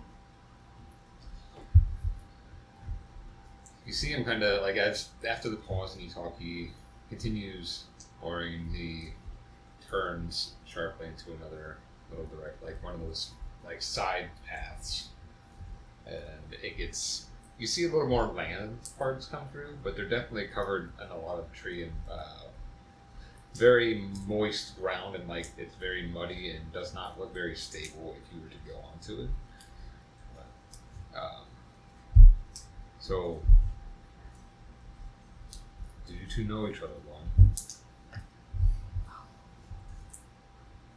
We just met. Just met. Like, literally, maybe like an hour ago, hour and a half ago, something like that. You decided to come out to a swamp together. Why not? There was a missing child on that weird board out there. What weird? Why is it weird? I just don't understand why y'all just don't write it on a piece of paper and tack it up there, but what you do, you just sit there and you X things out and then you repaint it. We don't get much paper here. So it's more... You're in a land surrounded by trees. Don't you know? Like, paper's made from trees. There's not like a wood processing plant or anything around here. No. And these trees, as he looks up, aren't the most valuable in terms of making... I'm sure there's a lot of things that aren't dry around here, which I certainly am right now. So, anyway... But anyway, yeah, weird board. It don't make sense to me. My brain can't fathom. It just doesn't make any sense. Do what you're on, I guess. Your handwriting's really nice, though. I could read it very pristinely. Thank you. He's continuing to power through. See, I can give a compliment. I know, but I was saying that in my head because people always tell me that I said it out loud. You know, sometimes people are like, Ravenna, you really need to be careful. You really need to give people more compliments. So I always try and give like a little bit of compliment in there. So he has very nice handwriting, just like you have very beautiful eyes, darling. You talk to yourself a lot. Well, yeah, because sometimes you have to. It's the playfulness in me. It's fun. Certainly is. She like giggles to herself a little bit like. Both of you make either perception or survival checks. And like, I just want to say this detail. Ravenna still looks pristine. She is not sweaty at all. Corrid's kind of struggling. Like, she's You're drenched in sweat right now. Ravenna's Ew. perfectly like. Wait, what? What am I doing? Perception or survival? Ooh, okay. Okay. It's 11. 16. 16. Which one were you doing? Survival. And you were doing... Survival. Okay. I rolled a 4. As he's going forward, and you are, like, you see branches of the trees kind of going above you, and he has to navigate on some of the lower hanging ones. You know, you catch something on one of the trees, and it's just kind of like dangling off. It looks like fabric of some sort. You can't really see through the fall, but you can see like that silhouette that's been popping through. You see like there's a long, like some kind of form of fabric that is hanging off one of the tree branches. That's very interesting. Cal, can you drift us over a little bit? Do you see that hanging down there? Yeah, he rolls over to there and gets to where, because he'd be more in the back, so you guys are up at the front. Cal, you're fine. I got it, darling. You just get me close and I'll get it. So he's there and he like slows the boat so that way you can reach up and get whatever it is. So she just like very elegantly stands up on the like seat of the gondola and she just kind of brings it down. She brings it down. It's a long, it looks like a scarf, maroon in color. And he, as you bring it down and put it in, you see Cal's like eyes fixated on Does this look familiar to you? that. That's my son's. Alright, again, we are in a swamp and this is a scarf. Why is everyone dressed so warmly? Anyway. What'd you say? You're talking about, why is everybody dressed so warm? Why are you just so fancy? Does Ravenna clock that at all? Make perception check. I love Corrid. That is a natural 20. Oh, Yeah. shit. You definitely hear her say that. So I hear her say it and like my ear like shifts up and then I just kind of get like this smirk and like a and then she just is holding the scarf. Are you looking at it? Mm-hmm. She just gives her like a big old smile. Okay, no. No. No.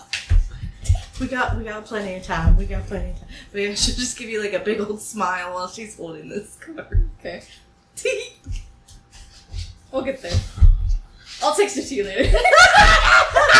Wait, what? Huh? Is it actually in the game thing, or is it a... Not right now. It's not in character for her to say it. This is Okay. Chat GPT right now giving us. I'll explain it later. Okay. But, Corrid, you asked for a piece of his clothing. Here, why don't you take the scarf? Maybe it might be a little helpful. If it helps, my son's name's Tavon. Tavon. Tavon? Tavon. Yes, just in case you happen to hear anything of that name. E-N or I-N, darling? I am. Oops. I know I did the same thing. I put E.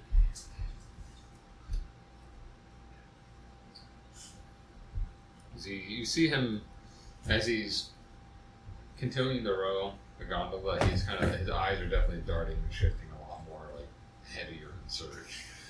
I need you all to make wisdom saves. Very good!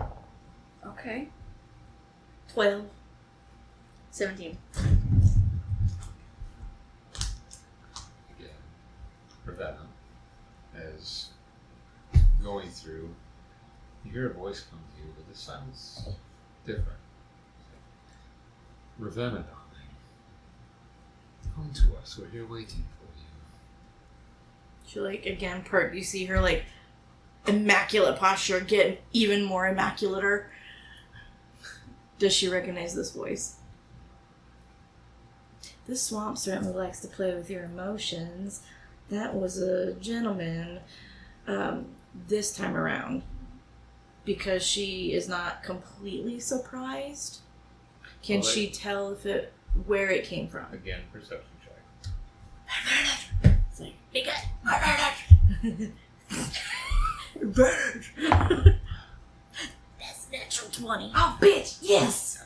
This time as you hear it, like it seems like it tries to like just burrow from your mind, but you can tell it's actually coming outwardly.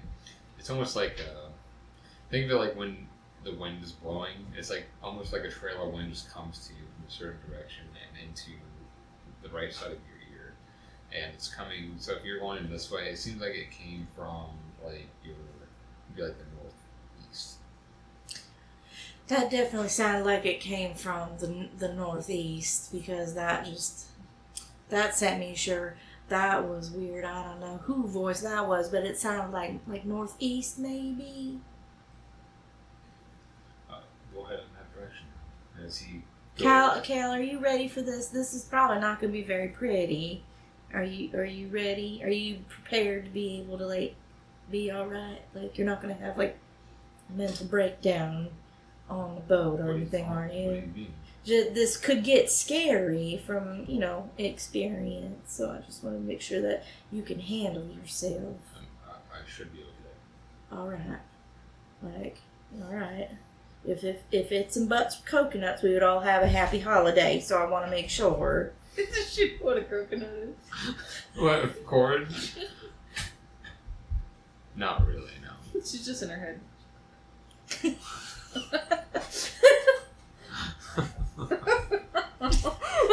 Oh, okay. As he's continuing to go down through this pathway, you see these like faint little blue lights popping up in the fog. They're not stagnant. They kind of wisp about here and there. As you pass through them, they like dissipate into where the trees are, and the fog seems to be getting heavier as you're going through. And you must make wisdom saves. Damn it! This bitch is gonna get me. No, she's not, because you're gonna be good. Ooh. That is a 17 for me this time around. 17. This time, you see.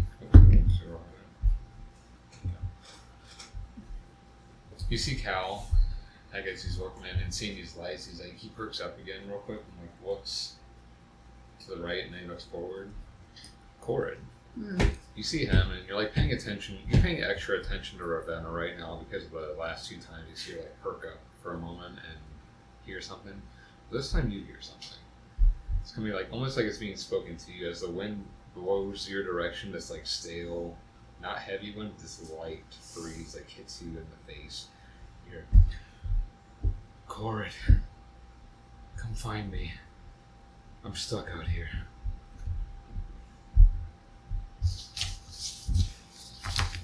Very familiar voice. Mm-hmm. She just kind of looks in that general direction. Mm-hmm. She'll look at Kel. How much longer? Did you hear something too? How much longer? It depends on where we're heading. This is new territory. Where did you hear it? A voice. Where? Like, where did it come from? Same direction, I'm assuming? Straight ahead. Yeah. Oh, straight ahead. Yes. Straight ahead. As he... Do you hear that? It's like I hear thumping in the woods. As he continues to navigate slightly forward, and you can see through this fog, it like kind of dissipates slightly. There's still a big layer of this fog and mist. There are what looks like several landforms that are above where the swamp is, and there's actually a dock set right there. And he sees it and heads up to it. Should we get out? Or do you want to keep navigating? I think Corrid's just gonna get out. Well, I guess we'll just follow Miss Corrid. So you to get out? Yeah. Okay. So, would you wait for him to tie up, or would you try to get out before he did? She's not gonna like full on walk. Okay, so what is it again? It's like a dock, you said? Right now, where he's coming up to, from what you can see where the fog is, it's like there's a dock, like a small little dock that people would use, like to, when you're in a small village or something. There's like that single boat dock that they have for like fishing boats and things like that. So I mean, she's not gonna go like running into the woods, but she's gonna like kind of walk towards the edge of the dock and just take it in, just look and see what all she can see. So, would you wait for him to tie the boat? No. Okay. So as he like goes up to get it, like the boat moves very suddenly as Corrid like just aggressively to a degree, not like mean aggressive, but just like gets up and onto the dock with purpose. Ooh. And you see kind of like a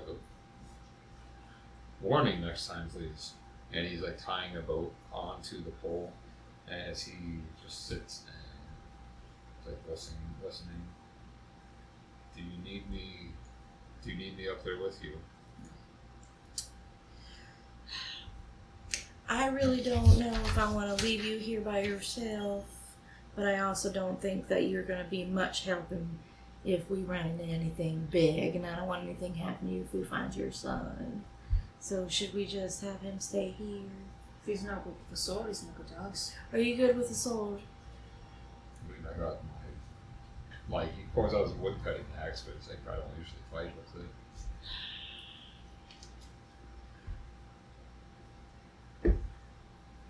Have him stay here.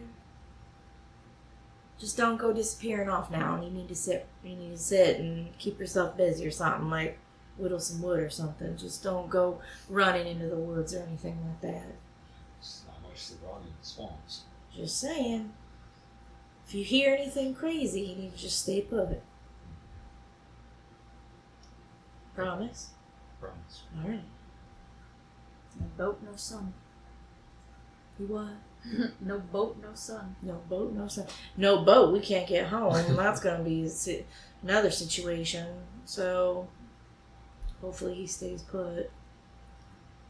Are you okay? Like, she comes, like she just gets, like so eloquently out of the boat, like it didn't even rock again. And she just kind of, like, stands in front of you and she's like, did you hear something as well, like Cal did? Of course. Are you alright? You seemed a little bit more alarmed when it happened, and you got out of that boat awfully fast. But that's what we're getting into. You're right. Shall we? And she'll like kind of like nod her head at you. Another swamp. Lady. Is this a swamp? No. Oh boy. Go fast. Oh, it's a hidden Oh, swamp. you're sneaky. Sneaky. You're sneaky. Quit whining. Quit it. But We could make more characters in your own world. Yes. I You're didn't even actually- think about that. I didn't either. Just talking about that. He's like, did you make Ravenna? I'm like, no, I did not. I didn't even think about that. Okay, so you guys are. Who's that? That's Corrid's thing for right now, and that's Ravenna's for now. Oh, look at that. So that's where you guys are seated right now. Mhm. I'm not gonna move you guys. This is kind of like the general layout. So Mhm. what you can kind of see. Like I said, there is a thick layer of fog still. You can see ahead of you, but it's more of like a within a 20 to 25 foot, and it's not a lot of sunlight coming through here. I think both of you have dark vision. I hope so. I was looking. And I don't know- do. How do I find it? Where is it at? Look on underneath your passive perception and passive instigation and passive insight. It should say if you have dark vision. How do I not have dark vision? You will. It'll probably just be 30 feet. Okay. in that. Can I just write that? Yeah, go ahead and Okay. write 30 feet of dark vision in that current. And then. Yeah, it should say like in your bottom doohickey if you don't have it. And then. I'm going to message you something. Can I go potty? Yeah, Go ahead. potty! Oh shit. Wait. Okay.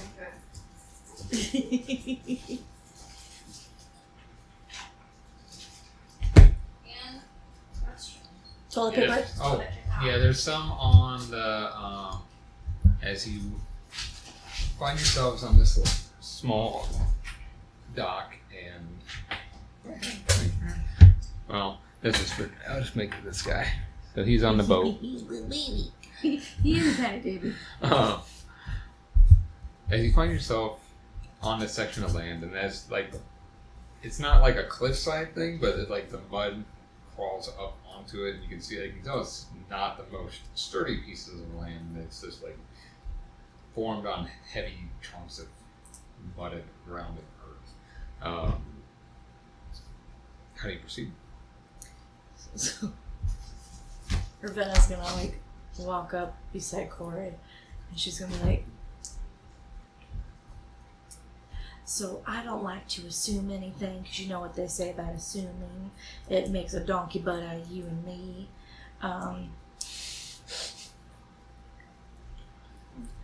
By looking at you, I would assume you're good in a fight. How are you in a fight? You good? You can handle yourself. Alright, that's good to know.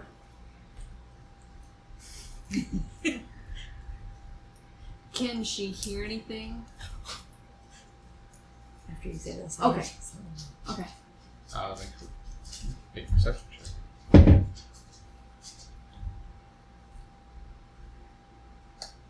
Dirty 20. You're trying to really heavily focus on listening.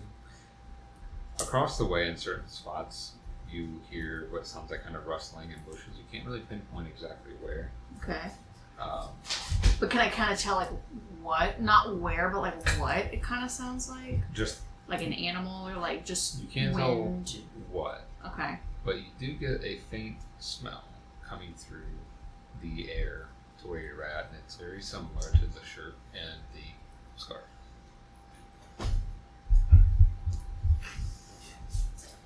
Are you noticing anything, darling? And then she goes, because she's southern, right? She's gonna come up and she's just gonna like wrap her arm next to your arm and be like, latch on and be like, let's go get that boy. And then she just kind of like links ours and she's just walking alongside with you. Surprisingly, she does not shake you off. She just like links through your arm. She's just like, Is there any tenseness, or you're just kind of like... So as you link up and start to walk forward, you do notice as you continue forward where, like, you can still see for the most part, but it's just hard to see deep ahead. There are little, like, separations from the pieces of land. The gaps between are only about 5 to 6 feet, so they are easily able to be jumped across if you want to. So currently where you're at, you have straight ahead of you, there's a larger one, and then to the right of you, there's another one that you can see within range that there is another piece of land that you can go to.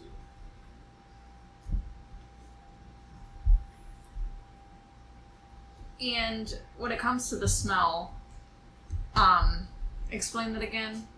The smell for the child, it was like just it smelled like the child's shirt and their scarf. It didn't really have a perfumey or a cologne type smell, but it's just like this, like it seemed like a scent of his. But like, does she kind of like have an idea where it's like kind of coming from?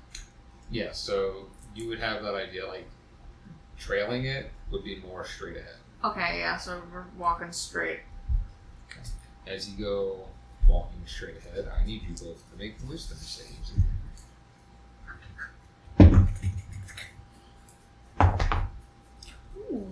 ooh.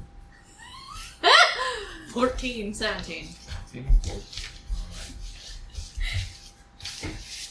Corrid, you're hyper focused currently.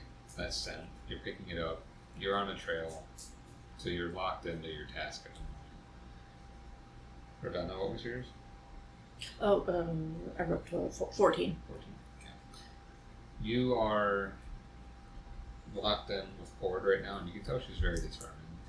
You hear like not actual whispers, but you hear like carrying in the wind, like this soft little like something's trying to get to you. No. That's so interesting. That's so eerie and different. A lot of whispering in the wind. Heard bark. You must be getting close. It must be. Alright, are you ready for anything that's coming to a head? What do you think it is? I don't know if any part of. Oh, I should have told you. I'm from the Feywild, so like I see a lot of strange things. So it could be one of those. Especially with the ingredients, I'm just assuming. Again, you know what they say about assuming. But maybe we're working with some like weird like swamp magic, conjure. Maybe along the lines of like maybe a hag or someone out here is just taking bits of people and using it to their liking. So I'm just, you know, we might be in for a fight, but I'm not quite sure.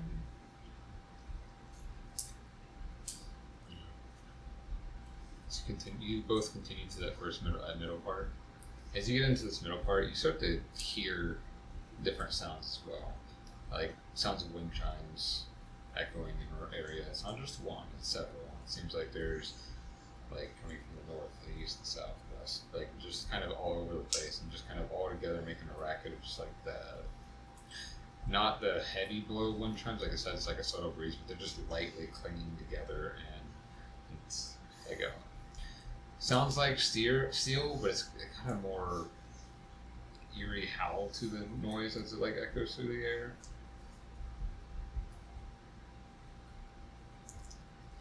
Are you proceeding? She's going still straight forward. Very Like still trying to like keeping like an eye and an ear out for things. As you walk forward, and like I said, you still see decently. You come across an old building structure. It doesn't look like it's standing very well and firm. Like it's a cobblestone structure that is like falling apart. The roof is mostly caved in. You also see there are several old and rotten barrels that are sitting out front from it. And at this point, she'll like in her offhand, not her arm hand, she's gonna like get her axe, kind of just Out and ready. yeah. And Ravenna's she's gonna notice that. She's gonna go ahead and unlink, and then you just see Ravenna like unbutton her jacket and kind of give a flourish, and she like looks around. Is there any spot near the entrance part that's dry? It's Like a stump or maybe a table? there's a stump, and like I said, it's not like completely dry. It's like that, like how damp wood is. It's got that kind of sensory. Most of the terrain is not super muddy, but it's wet ground, like wet. She's gonna flurry her jacket, and then she's gonna like shimmy out of it, and she's gonna fold up her jacket up like really nice, and she's just gonna like grab one of her handkerchiefs and like lay it on the stump, and then she's gonna put her folded jacket there, and behind her back you're gonna see like a crisscross of leather, and there's 2 karambits that she's going to like ready, and then on her hip you're gonna see like this like silver black deep onyx whip on her hip, and she's just gonna like unclick her karambits to be ready to be pulled if she needs to, and then she's gonna ready her whip that's attached to her corset. What did you say you did for me? All these old things. Well, I guess you could say I've been sitting pretty for the most course of my life. I don't really do too much for a living. Just worked around with my grandma and helped around the house and things like that. What type of business do you have with your grandma that causes you to carry those? Oh gosh, you never know what you can find in the Feywild. Have you ever been to the Feywild? Feywild, it's... Imagine the swamp, but like on acid. Things are heightened, brighter colored, but some of the creatures, they have 2 to 3 heads on them. They like fly and do all crazy shit. You gotta make sure you're protected in the Feywild, because like a lot of trickery is afoot in there. Sounds awful. It's actually really nice, you know? It's a good place, you know. I always told Grandma we should like create a little spot for people to vacation, because it's nice there. Like here, it's beautiful, but like like Grandma would have her tree looking all beautiful with like lights and streamers and ribbons hanging from them, you know? But yeah, it would be a little bit more purdied up. But yeah, you always got to make sure you're protected. You don't know what could happen anytime. She looks at you. Are you dumb? On how I would decorate this place? Talking. I can be. Okay. Alright, I'll follow your lead. I'm so sorry. No, don't be sorry. I'm loving this. Oh. I need you both to make wisdom saves. Very good. Dirty 20. 19. 19. Hell yeah. 19. We're locked in. Yeah, We're locked 19. in, baby. I'll follow your lead, Corrid. It's fine. I got you. So Corrid. You just see Ravenna like hunker down. You followed the scent to this direction. I need you to make another perception check to see if you can keep following it.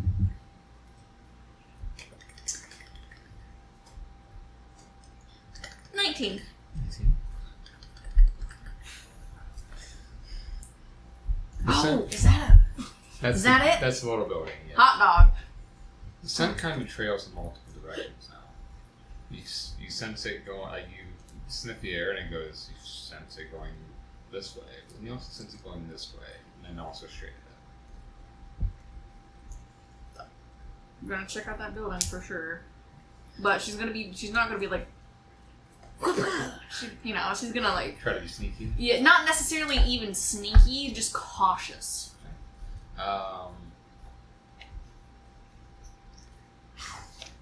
So you make a perception check walking up to the building. Oh, okay. Are you going with her? I am going to, like she's going, oh, that looks like where the door is.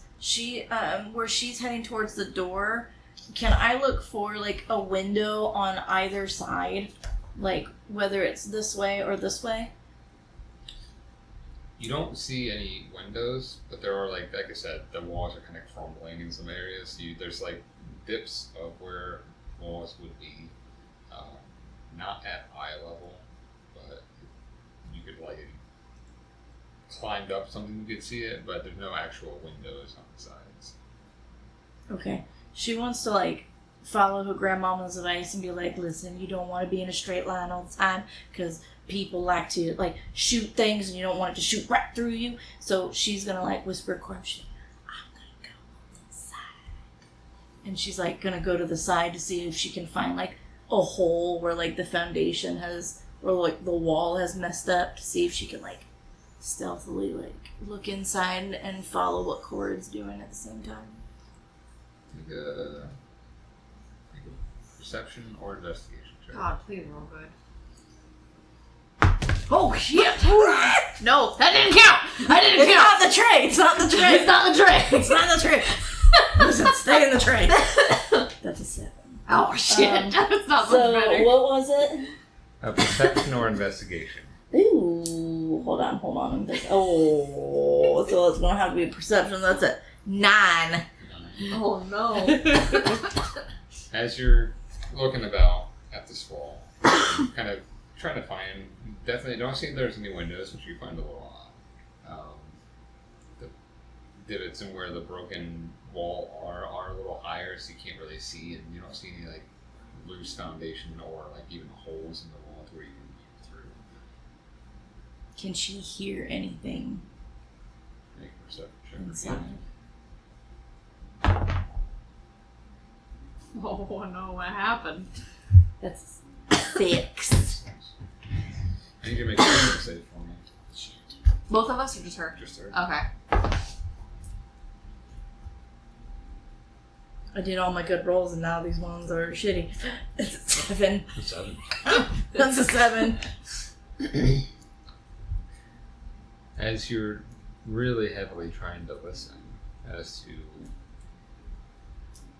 if you can hear inside this building or not, you hear the voice again. The female one again. Ravenna, darling. Just keep coming. Keep walking forward. This time you feel compelled to do so. Uh-oh. Oh, shit. So, how much movement did you use, would you say? Where were you at? I was here next to Corrid, so 5, 10, 15, 20. So, And I have 35.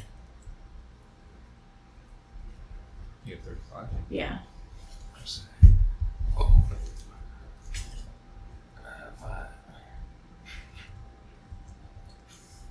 So, as you hear that voice, you recognize the same thing, but before you know it, you feel your legs moving without you wanting to. You continue walking forward and reaching into the edge, like towards the edge of where the swamp is, like the actual water. And as you're walking in that direction, you can hear some of the wind chimes just blowing, and some of them get a little louder for a moment before they dissipate and be quiet again. Corrid, what was your check roll? Oh, God. I rolled like an 8. To look in? Yeah. As you go in, there isn't really much of import. You see there are several, there looks like it's somebody used to live here. Broken down bed, few crates. The bed that was there, like the actual mattress, is covered with like moss and mildew and like soggy and dirt. Crates that don't seem like they have anything in there, and the things that do look like it's really old, rotted fruits that the only reason they survived is because of what it's like here, and there's fungus growing all over them.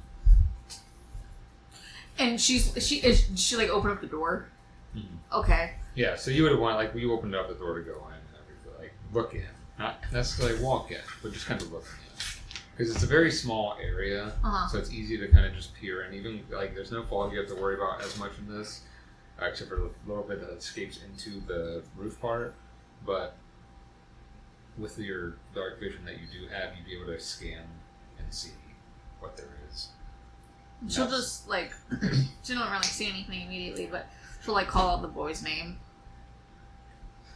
So as you call it out, make a wisdom save for me. 18. 18. You call out the boy's name, and you hear it traveling through and hear a voice traveling through. I'm over here. Do I know where it came from? You hear it it's like coming from the left side. Of the room? Not the room, but of the swamp. And that's where... and she knows. Does she know that she kind of like walked out? But she knew that's like the general direction. So she's walking straight ahead at you as Corrid. You heard the boy's voice come from this direction. Yeah, but she knew that Ravenna like walked to the side. You knew she walked to the side. You just didn't know where she was going. Okay. So I mean, she hears that and she'll go around the side. Okay. So you walk around the side. Does she see Ravenna? Like,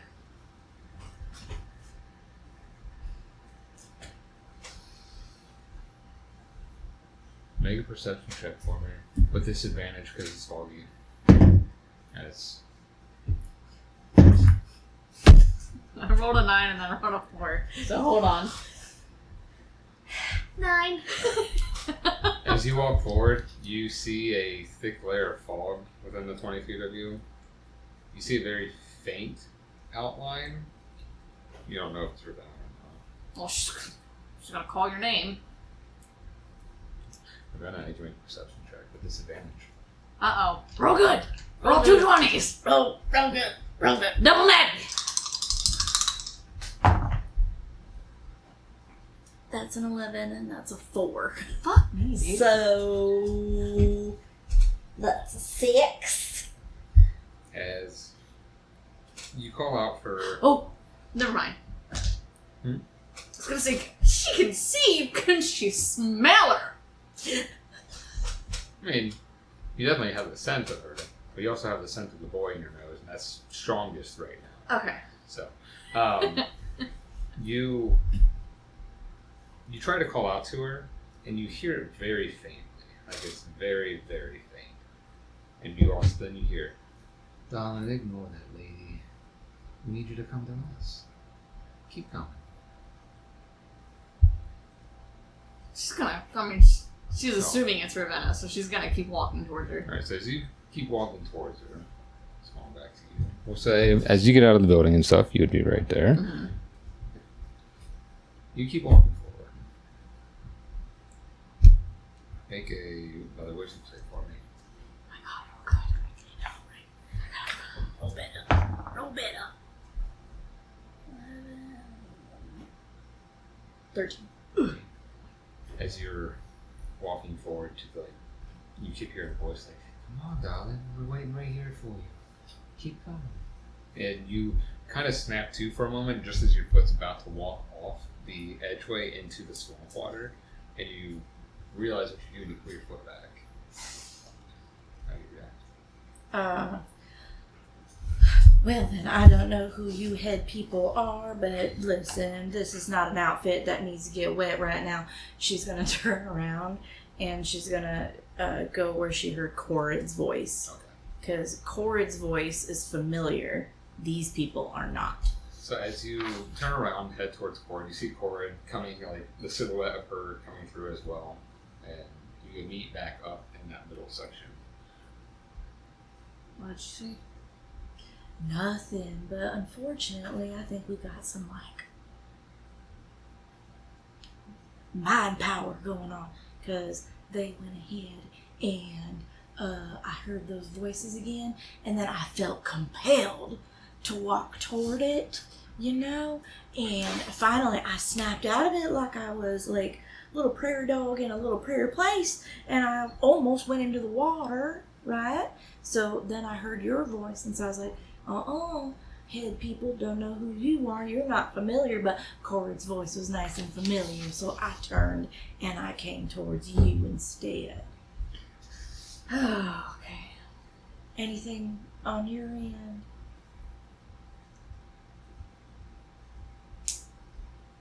The voice when she called, it wasn't familiar. What? No, the one that are you talking about for you when you Yeah. heard it? Yeah. It wasn't familiar, but it sounded like a child. Okay. And she'll, at this point, I'm assuming she's gonna be, up kind of closer to her, right? Yeah. She don't really, answer you, per se. But she's just trying to, peer out. Towards the direction of where the voice she thought she heard. You heard the voice this way. Oh, fuck me. That's why I was like, you heard the voice coming from this way. Okay, well, she's looking that way then. She's towards you, Okay. because now she doesn't necessarily trust being away from you. I have that affair. But she's just listening. I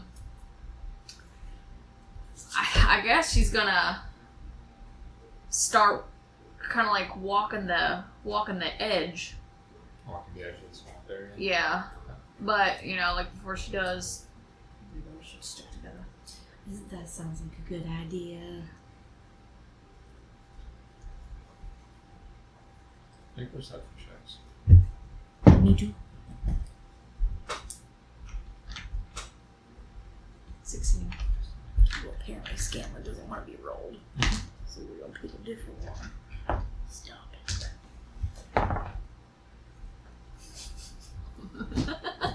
It's 11. As you're walking kind of to the outer edge of it, you said, you see that there's another small little island to that north section, and then as you keep going, there's a few other small ones. As you are walking through them, what'd you say your perception was? Passive or what I rolled? What you rolled? 16. 16. And yours was 11? Yeah. You're walking, not really... That voice that you heard, you keep trying to kind of pinpoint what it is. It has a familiarity to it, but you don't know who it is. And that scent, you get that whiff of it more heading in that direction. You had it kind of spreading off in different directions, but you do get that scent heavily, coming from the direction you're going. I need, because of your perception, I need you to make a wisdom check.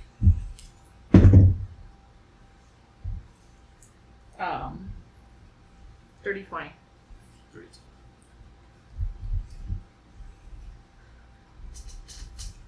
As you're walking forward, you hear something try to come into you again. You hear the voice, a familiar voice come in. You hear, at first it starts just like, Corrid, and it like stops. And like it kind of stops in that point, and it's like, I'm over here, Corrid. Come to me. Wow. Towards the direction we're going? You just hear, like, not hear, but you just kind of see her, like, shake her head. You're alright. It's here. Good. Yeah. And something I was noticing, she's like gonna loop into your arm again and like take you just a couple feet away from the side of the river and just be like, I think I want you more inland than towards that water. But where'd you hear that? Kind of like nods her head towards the direction Yeah. they're walking. Fuck, okay. Keep going then. Alright. She'll like unloop, but she's like right next to your side. Now where are they? Like right here? So as you're walking, you'd be getting closer to the very edge of it. And like I said, there's some smaller ones that you see. Are you wanting to head to a different one of the island areas? If that's what the smell was doing, yeah. That little tiny one that's like in between the two, it's easy to kind of do like one of those hop jumps over onto. You're wanting to. Ravenna will follow suit. Okay, I'm closing my eyes. Tell me how she does it. So how she does it is and she'll like turn around. Look at you. she'll kind of like, and she'll just elegantly just like, boop, and then she'll walk a couple feet and then just go, boop, and just almost like ballerina-esque, like just so graceful, and she's just like, boing boing. You could do that in heels. I can, yes. As you make it over in this direction, again, you hear wind chimes, kind of the same kind that steal, but like almost a harrowing howl coming from it sounds like. On several points, like so one close to you, like as like almost right next to so it'd be more Corrid's closer, so you hear it coming to directly to your right, and then down south a little bit more of this little landmass. Now, are these wind chimes like? I don't know. Would she be able to like? Or is it easy to pinpoint them, or does it make it kind of harder to like hear where they're coming from? It'd be easy to pinpoint. They don't move. They're stationary. Not necessarily like them, but like the sound that they emit. Yeah, like so it's I guess it's not a subtle sound. So the sound that they emit, it's not something like something that's affecting you, it's just a weird different sound for wind chimes. Does she see one? You could. Like so where are you at? Yeah, you could see it. Okay. They're like kind of hanging. You know how the like the lantern hook type things, they're like hanging off of something like that. They're like dug deep in. Some of them are a little crooked, but they're just hanging there and just like. And she'll like walk up to it and she's gonna like really look at it. Nothing really out of the ordinary. Probably one of the more clean objects here. They do still have a little bit of moss on them, but it looks like the chime parts are made to make sure they're clean enough to make the sound when they hit. She'll turn to you and do you smell it? Your grandma have one? She did. You know, a lot of wind chimes, people use it for the sound. But think of it as like the more energy that's being blown through them, like the louder. Like grandma, she had like protection wind chimes, so when you heard something, they got louder. But also, you know, unfortunately, they can be used for not so great purposes. So they could either be a warning to whoever owns these, or they could be just simple wind chimes. We just don't really know right now. She's gonna cut it down. The what? The wind chime. Oh, she's gonna cut it down? Yeah. Okay, so as you cut it down, do you just leave it on the ground, or do you hammer it? So is it like metal? Yeah, it's metal. Okay. She's gonna, and it's like a normal like wind chime, like it's like pipes almost. Yeah, it looks pretty close. It's like the pipe type look where they're like angled a little bit, and it's not like a whole bunch, but it's like just a grouping of 3 that just kind of hit together. She's probably just gonna keep them. She's not gonna she's gonna get rid of like the strings and like what they're attached to and like the thing in the middle, but she'll keep the pipes. Okay. Hold on to the pipes. Does she notice anything different at all? They're just other than the fact when you cut it down, the sound went away, and nothing special about them other than they just wind chimes. Okay. She's gonna keep walking towards the scent. As you continue to walk down towards the scent, where you would smell it, you don't see anything. The trail ends right there. As the trail ends right there, I need you to make a wisdom save for me. 14. 14. Ugh.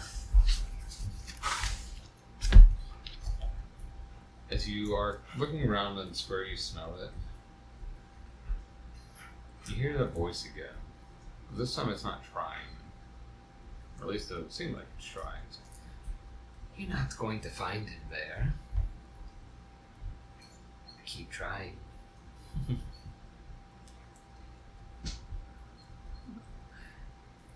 At that point,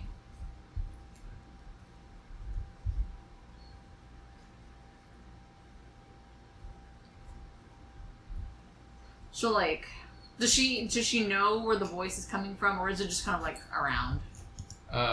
This one is coming, it seems more like in your head. Okay. She won't necessarily be loud, but she'll speak out loud. What are you getting at?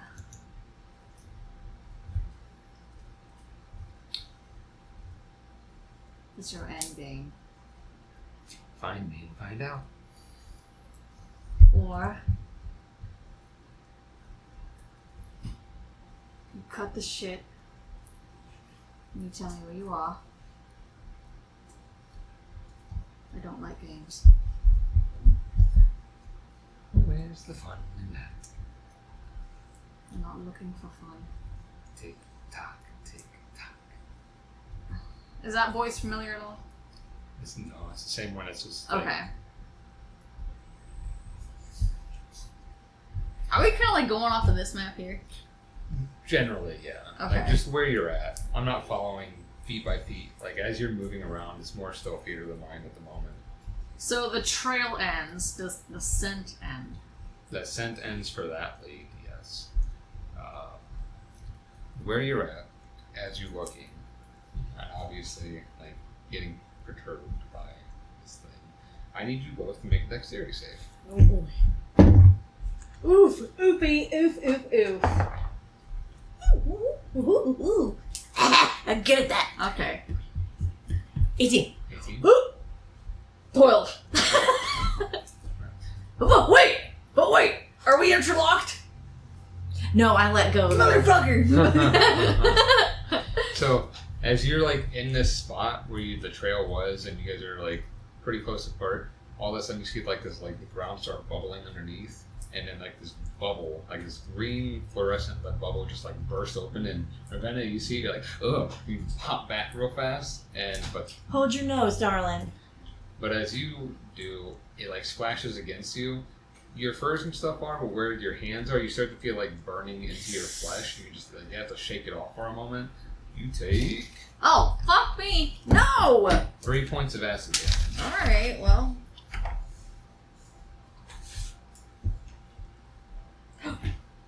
Sorry. Ravenna. I need you to make a wisdom save.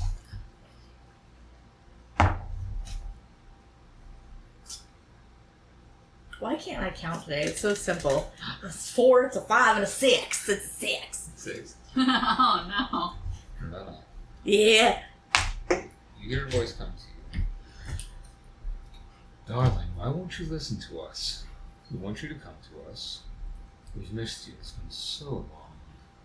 So come to us. Lead your little friend with you. Again, you feel compelled to do as you're told. Shit! God damn it! I was hoping I wouldn't be compelled this time. Compels you. So, the power. So, even is she still right of mind, but like her body doesn't listen to her head, or like Think of is it like she suggestion. When they tell you to do it, you Okay. have to do it. So you just kind of see Ravenna go a little blank, and then she starts moving forward. Does she notice Ravenna going blank? She doesn't go blank. Does she notice her moving? She notices her moving, Okay, and she's gonna call her name. which you can respond, but you gotta follow the guidelines of what they said. Apparently, I'm supposed to bring my little friend, but I would like to make a correction to whoever's talking to me that Corrid is no little friend. But Corrid, you're supposed to come with me, so why don't you come along? Mm-hmm. She'll be following. And then she'll just keep walking. As you're walking, and you're the one, you keep continuing forward. Being like around, and you make another wisdom save for me with disadvantage.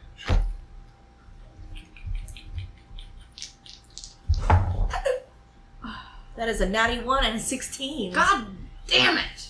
Alright, so as you're walking forward, Yes. you hear that voice again. You're doing wonderful, daughter. Keep coming. How about you turn to the left and tell your friend to stay where she's at for a moment? Corrid, you're supposed to sit here, and I have to go to the left right quick, okay? So make sure you watch yourself, and I'll be right back. She's not gonna listen to that. So she's gonna do what she's being told to do. Okay, well, she's gonna follow you. But Do I it. say, as you're doing that and you're turning, you're walking and talking because they're having you directed in that direction. So you're walking and talking, and as she turns a corner, you see she's walking pretty briskly, not running, but briskly. So it's kind of like you have to kind of leg up to keep up if you're trying to. Mm-hmm. As you do, I need you to make another dexterity save. Alright, come on. Damn you. And Ravenna's still so graceful, even in this mess. 21. Yeah, yo. Okay, She has long legs, baby. as you see when Ravenna's starting to turn, like you see like her pace pick up. You see like you're like catch off guard, and as you get ready to turn and there's that bubble coming off the ground again, you notice it this time, you like jump ahead forward before it like bursts in. You see you hear in your head, oh, you're getting smarter now, aren't you? She just kind of like grumbles.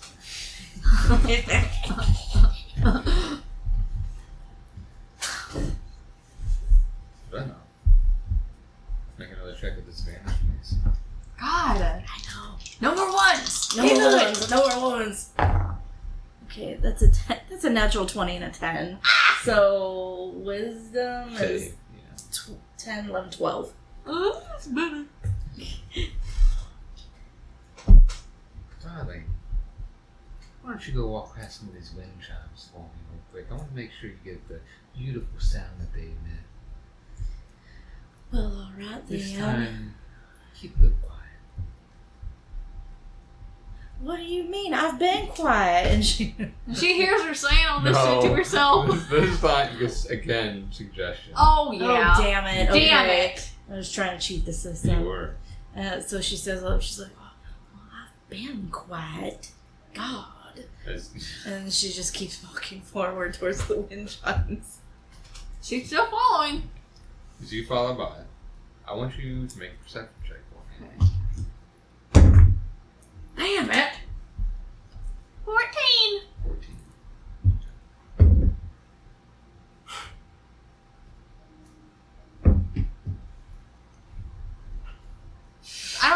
face. I don't like it either. Rude. It's rude.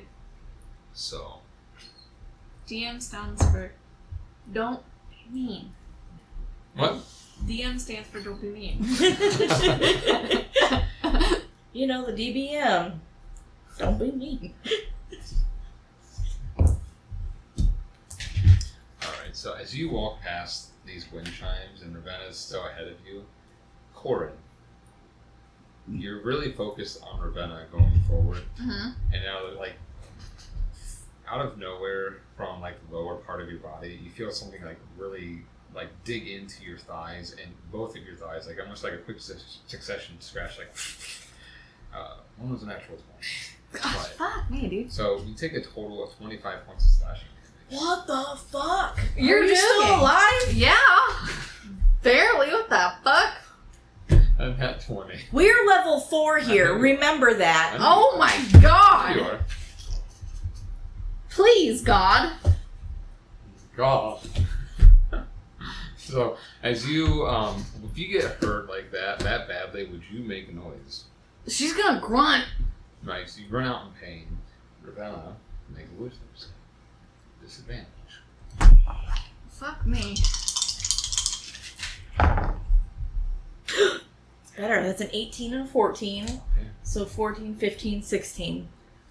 As you, this time you hear Corrid yell out, like cry out in pain a little bit. Not like cry, but just like grunt, like, ow!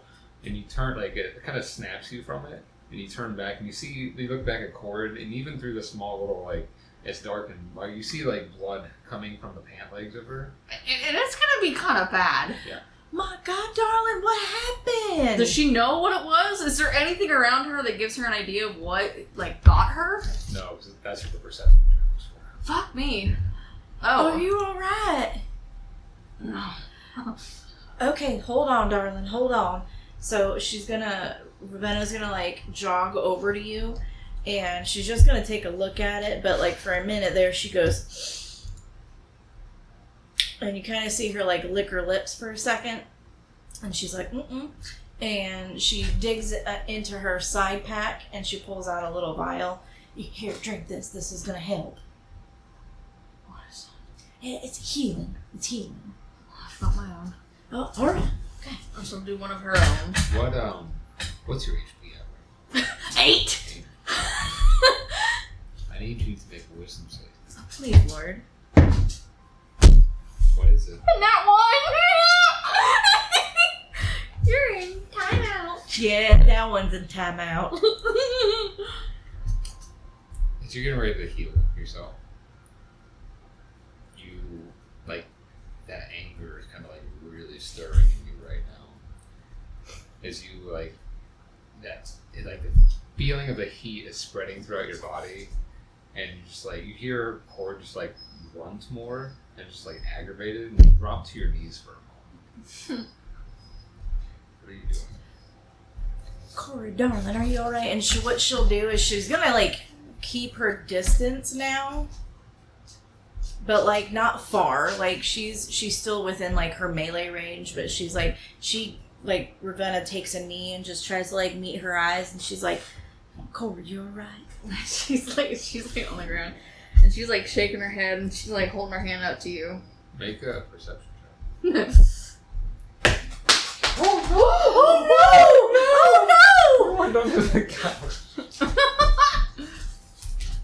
Oh no, that couch is just...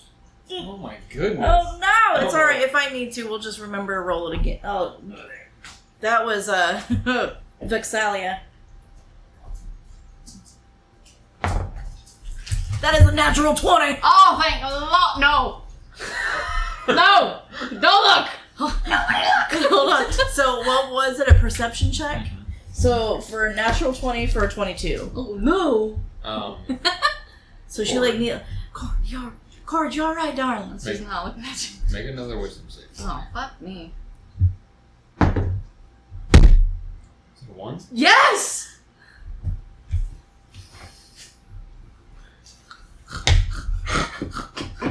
Oh As Ravenna's just sitting there kind of like... As you see Corrid on the ground, this time you see like her like back arch up a little bit and like visibly in pain. She's resisting heavily, trying to, and you like see her hands digging into the muddy earth. As you're watching her, like she's keeping her head down, and her eyes are closed, her head's down, and like her breathing is labored, and you just see her digging in, and you see her. I'm trying to remember your clothing. Is it full arm cover, or is it like partially arm covered? Pretty much like full arm covered. Yeah. So you see her arms like not chained, but you see like her like the musculature and her arms kind of like through the clothing kind of bulge just a little bit as she's like down there. During that perception check, also you hear a different voice coming through. I do make a wisdom save. This time that's straight, not disadvantage.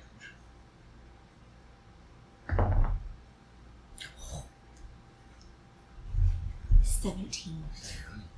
As again you hear the darling, what are you doing?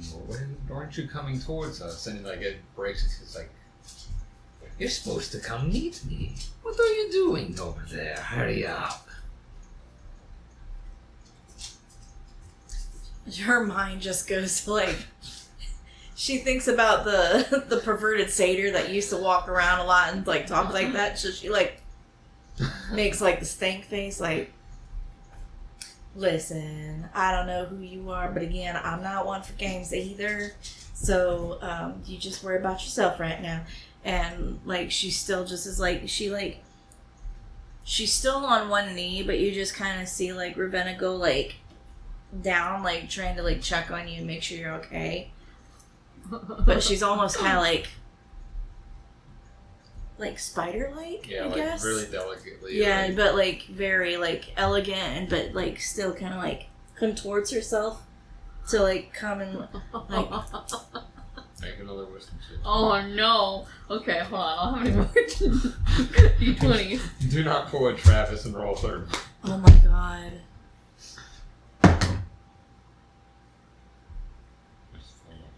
Eight. 8. Wait! That's not a D20! Oh, Wait! That is, I can vouch. That's a D12. That's my bad, homie! Hot dog! Okay! 18! okay. As you're like arched up, you all sudden see her go like mellow out, and like her palms go flat on the dirt, back goes slack, and you just kind of rise up, and just your eyes are closed, and you see her like face is like still drenched in sweat, but even more so than before. Her eye sockets almost seem a little bit more darkened for a moment, and you're okay. She's gonna pop a health potion though. Okay. So add 10 to your HP. Okay, yeah. Whew, alright. So Ravenna's watching, and she watches you pop the health potion, And so she like fucking throws the empty potion bottle. and then she's just like, that might be a conversation for later, but don't you worry. She like pats you on the shoulder, and she goes, that'll do, darling, that'll do. And she just stands up, and she like thinks about like where that sound came from. You alright now? Better. Okay. The last time you heard voices, did it sound like a little weird, cackly, little ugly thing? Mm-hmm. Alright, it's speaking to me like that now too, and it just reminded me of like this perverted satyr that just came around the Feywild all the time, and it's like that wasn't a very pleasant experience. So I think we're going to be dealing with somebody that's not so right of mind, maybe. And she stands up and she like dusts her knee off and like straightens out her corset and her leathers and just kind of stands straight, looking straight ahead. But she's like watching over Corrid. She like has that protective essence over you, like she's not moving until Corrid moves. Corrid, what are you doing? Right now you're on the ground on your knees, kind of regathering your bearings. And she'll stand up. You stand up. You hear in your mind, That was a close one. That was very interesting. Any idea where it's coming from? I have a feeling we were supposed to head that way. More than likely, I'm gonna assume it's a trap. So we just gotta be on guard. But are your legs all right?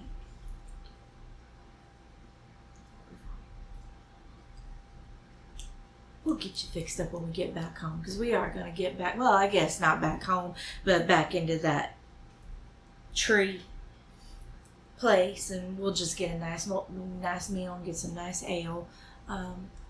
Shall we go ahead and proceed? I heard what you said before. I'm not one for games myself, and I'm getting a little tired at this point, so we'll see what happens. So continue walking forward, I'm assuming. Make perception checks with you. Who's leading? Ravenna's gonna go ahead and she's gonna take point. That way Corrid can kind of like regain her bearings and her mental bearings and like her wound. So like just kind of like getting herself back on track. 21. You said another 22, perception? actually. My bad. 22. 17 and 5. Natural one. As you are... You're in trouble. As you're walking forward, there's two schools of thought you have as you're walking forward. You're focused on making sure Corrid is protected, Okay. but also the thought of what was happening to Corrid is really on your mind right now, Okay. as you're not sure what exactly was happening to her. So it's kind of distracting you. So you're walking forward and you pass a hole. Again, it has one of those one chimes on it.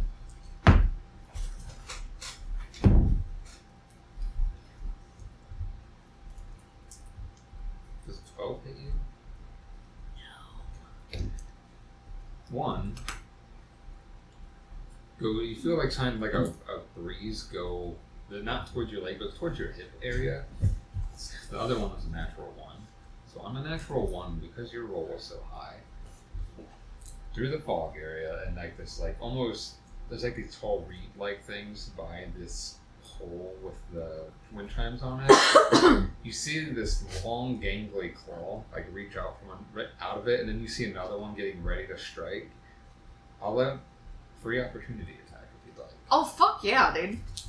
Alright. Do you still have your axe up? Yeah, I do. Okay. Okay, so that... Do I just add, like, the... Yeah. Okay, 18. 18. So, roll the damage. Okay, and that is... Oh, I don't have that out. Hold up.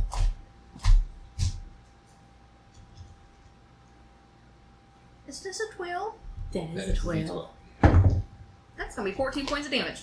Yeah! Slashing.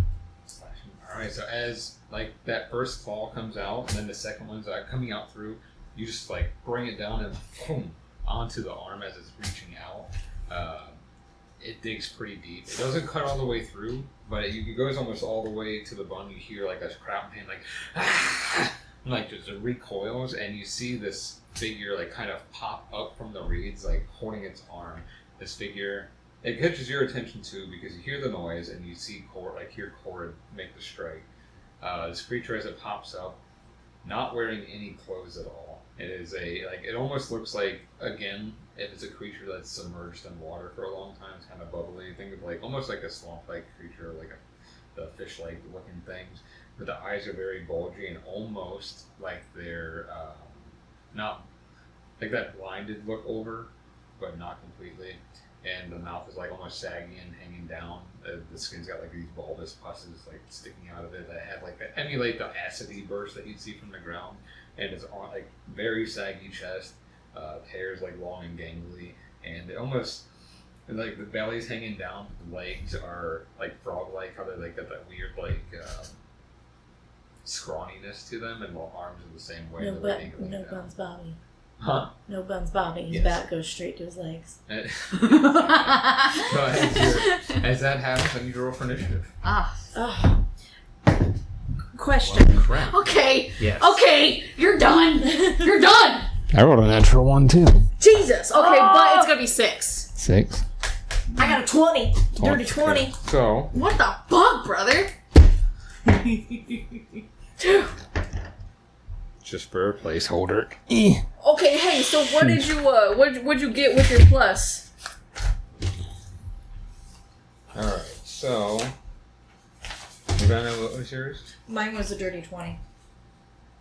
Ravenna? Never mind. Corrid, yours was a 6. Mhm. Alright, and hers was only a 3. Hot dog, alright. Alright, so Ravenna, you're up as she is still reeling from that painful attack right next to that edge there. Okay, I'm gonna try something new here. Ravenna's gonna go ahead and she's gonna pull one of her crown bits out from her back, and she's gonna lift her whip off with ease, and she's just gonna like kind of ready herself. She's gonna turn and she's gonna attack with her whip first. Okay. So as you see her like kind of whipping this around to go for like a crack, you're gonna see like Ravenna like spin and then just really get that momentum in really quick, like ungodly fast, like so like blink of an eye kind of thing, and then she's just gonna go for the neck to like just go for a nice wrap around and see if she can like grapple it. I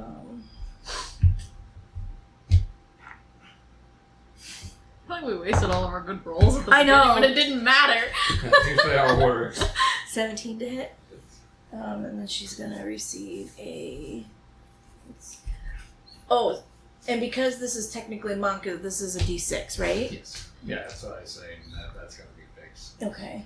So, d6. So 4, 5, 6, 7 for 7 points of damage. Okay. And then as that hit, she wants to use her 2-weapon fighting, and she wants to, like, she's got it like around the neck and like snapped, come for a pull in and like take the karambit and just kind of like jab into the chest. All right, go for that. 6, 7, 8, 9, 10. 11 to hit. That misses. Okay. Yes. I forgot about that. Not as damage. You can take one of them now if you want to. Okay, I'm gonna do slashing. And like, would you say at this point, am I allowed to grapple it, or would that be an action to grapple it? It would be like with the whip. It would be. I'm trying to remember if that has a grapple thing to it. There was something. So whip. If you hit a creature with a whip and deal damage to the creature, you can reduce its speed by 10 until the start of your next turn.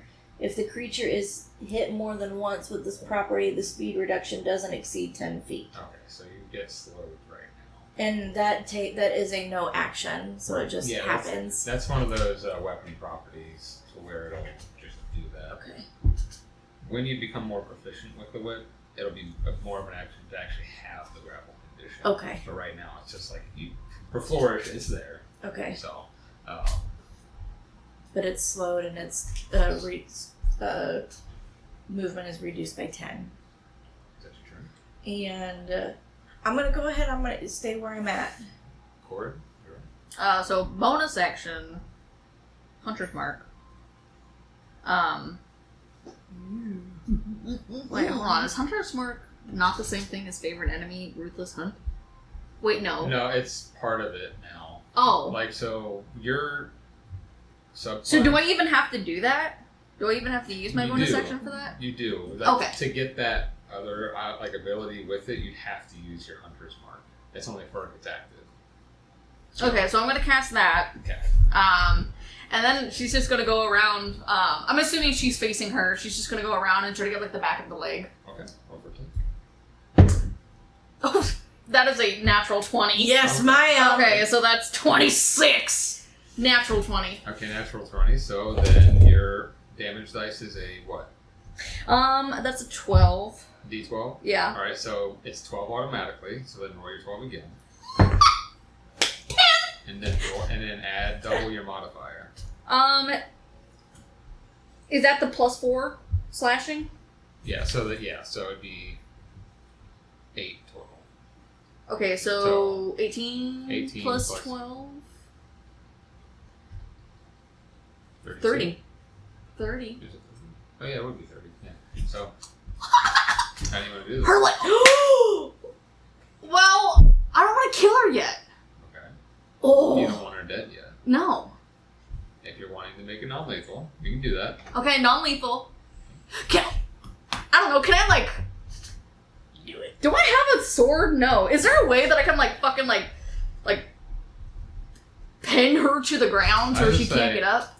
Since you're going for the leg, you take your axe, like after you see Ravenna, like wrap the chain around her neck and then bring her in for a stab in the chest. You see her trying to bring back, like recoil back to get away. In that moment, you notice she's like looking around frantically and she like pinpoints and like listens and you can hear like the sound of chimes, like she's looking toward that direction. For a brief moment, you feel like she's like turning into this like shadowy form, and then you notice and chop the leg down and it catches her off and her leg gets chopped off completely and she's on the ground screaming in pain. So her chains are on her neck. You can bring the axe and like kind of pin it down her, or you can use your body to pin her down. I'm gonna use the axe to pin her down. So as you use the axe to pin her down, she is down to, we'll say if you're doing non-lethal, she's down to 1 hit point. Okay. And she's down there, and she's gonna kneel down. Boy. He's in the shed thing. Do I know where the shed thing is? The one that we looked at earlier? Oh, what the fuck, bro? Damn, I should have went in there. Oh, no. She tricked me. Motherfucker. I should have went in there. That's my bad. Does she kind of get an idea, like insight? Can I do an insight check? Like, do I know? Is she lying to me? That's not sure. With advantage. With That advantage. doesn't count. Doesn't count. No, that's a natural 20. That counts. Do it again with advantage. It was already going to be with advantage. Okay. Well, it's tough. It would have been an 11. Um, I want my natural 20 back. She seems like she's in a lot of pain and pretty poor. Like she's like, just don't kill me, please, leave me alive.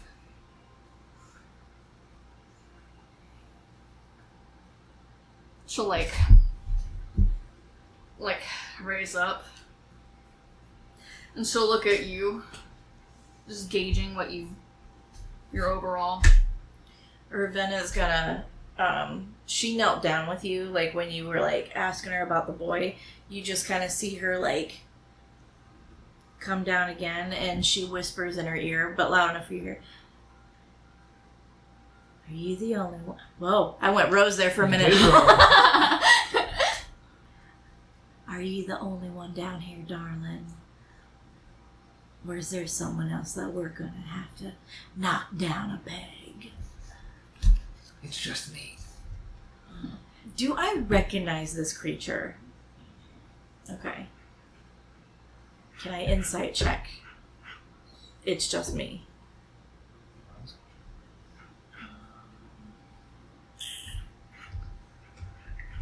Roll. Excelia. 12. 12.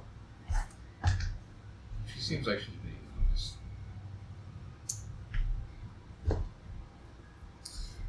Now, my friend here, between the two of us, I'm pretty sure she's going to be able to end you right quick. I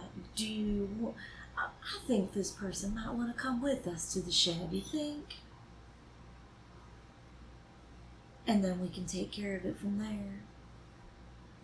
All right then, darling. No tricks. Is there anything in that shed we need to be weary about? No, it's just the boy. Unharmed? Mostly. Ah. Alright, Corrid. So, Ravenna's gonna,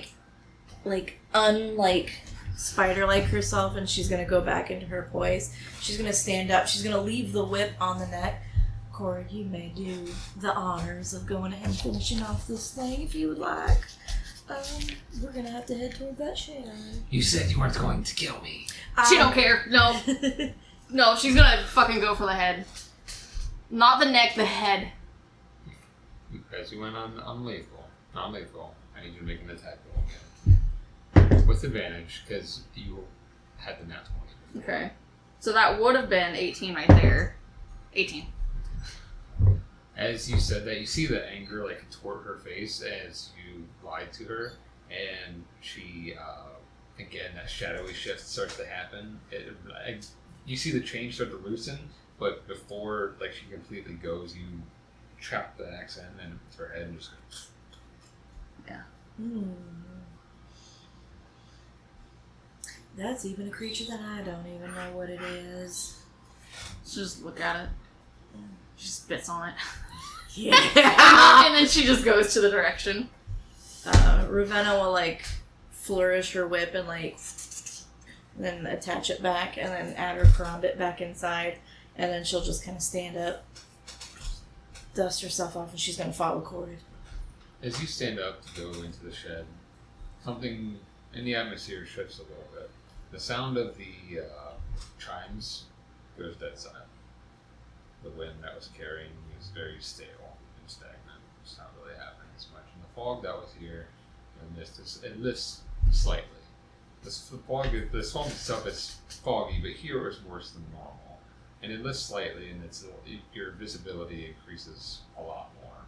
Those blue lights that were floating around are no longer here. You go to the shed, and it's a much more visible view again. Where that bed was, that was all broken down. Damn. It's still broken to a degree, but you see the child laying there and curled up in fetal position. So she goes up to him. She's not really being wary, sneaking up. Well, she'll come and she'll kind of put a hand. Is he covered up in a blanket?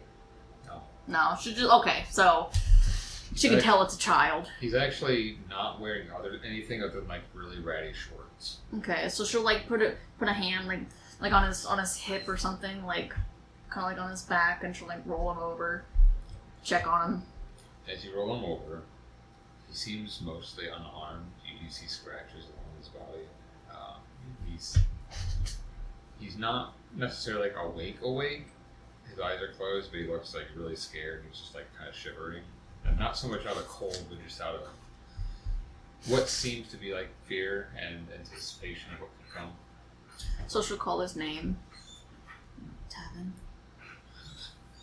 Yes. Who is it? Can he not see anything? From where he tells you can't look and see. What? You don't know. Okay, she's looking. She's rolling him over. She's looking at him. She'll kind of move his hair out of his face and stuff. She's very tender about it. One of his eyes is missing. Oh, okay. She doesn't say anything, but she scoops him up, and she goes, "We're bringing you home to your father." As you do, you say that you feel his arms kind of go around your neck and hold tight. Yeah. Is his head here? Would you say you're holding him like this? Yeah. Ravenna's gonna come behind, and she's gonna look at him and be like, "You were a big, strong boy down there. You know that, right?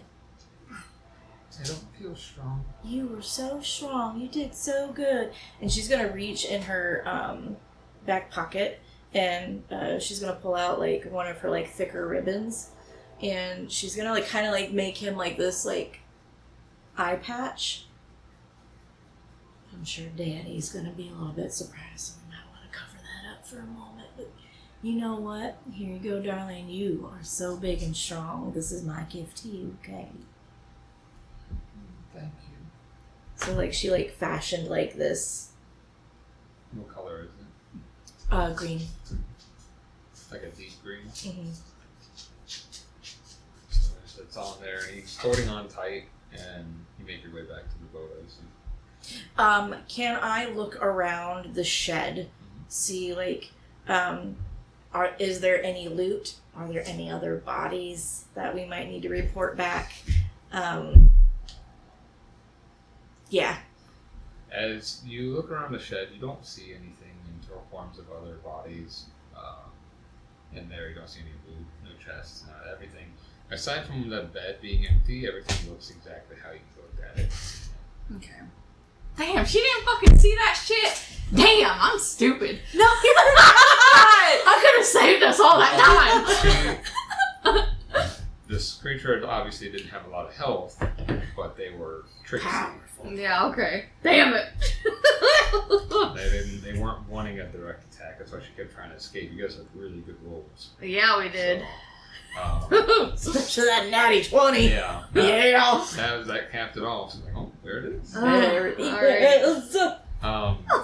So making your way back to the boat then, if Yeah. you don't see anything. He's making your way back to the boat.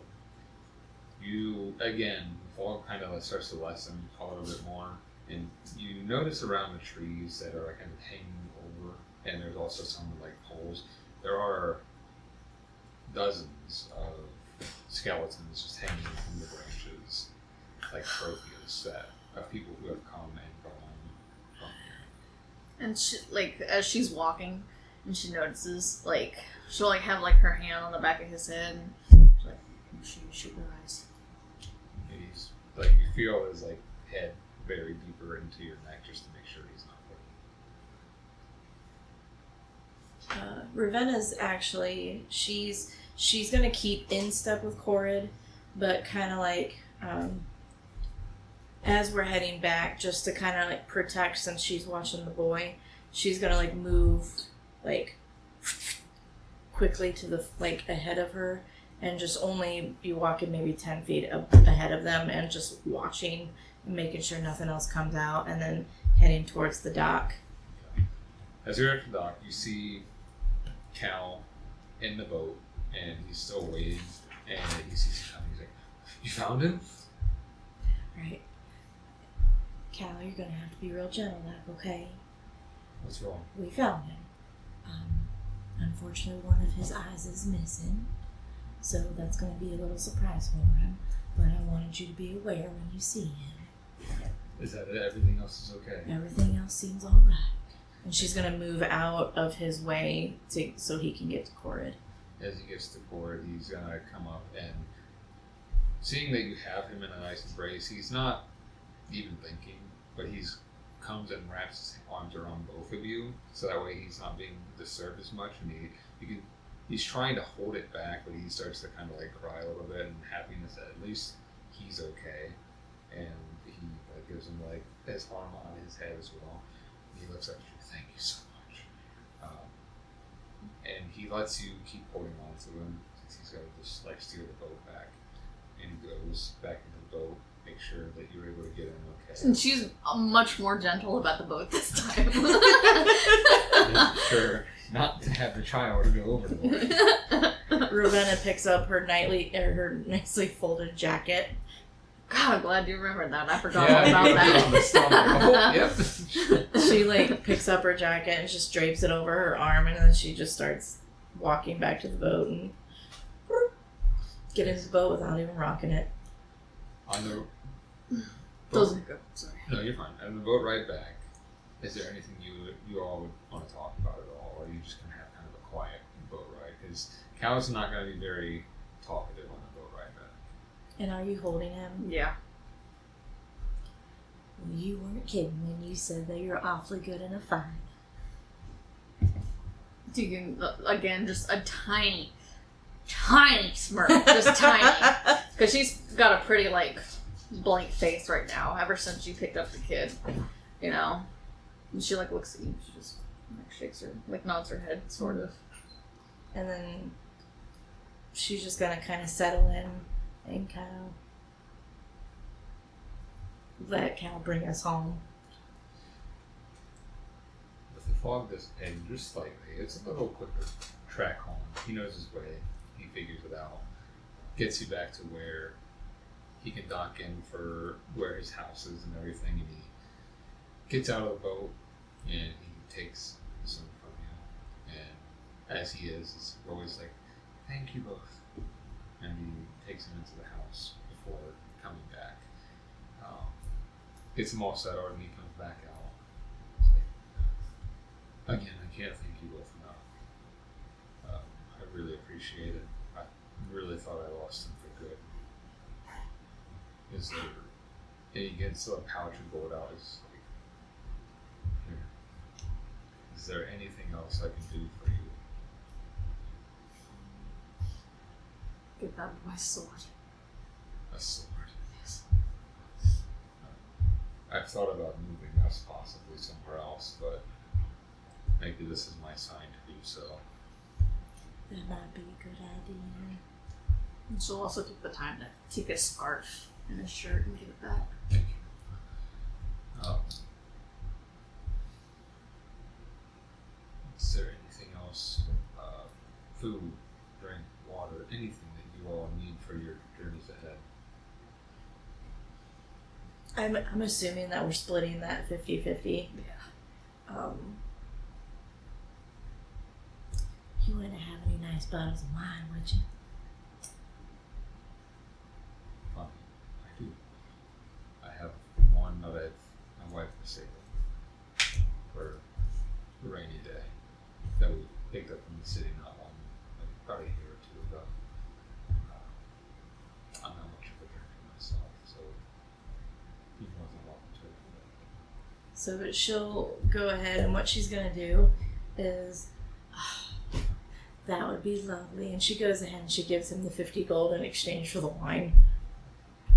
Thank you. Darling, you need to get the hell out of here.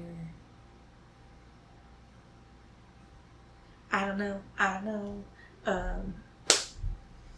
Silvica might be a place you could try. It's a little pricey, but they have good healers there. Or Elder Shore is really nice, from what I hear. Maybe you just need to get out of the swamp for a while. We might stay here.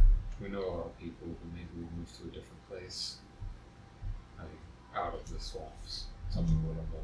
Maybe something more inland. Yeah.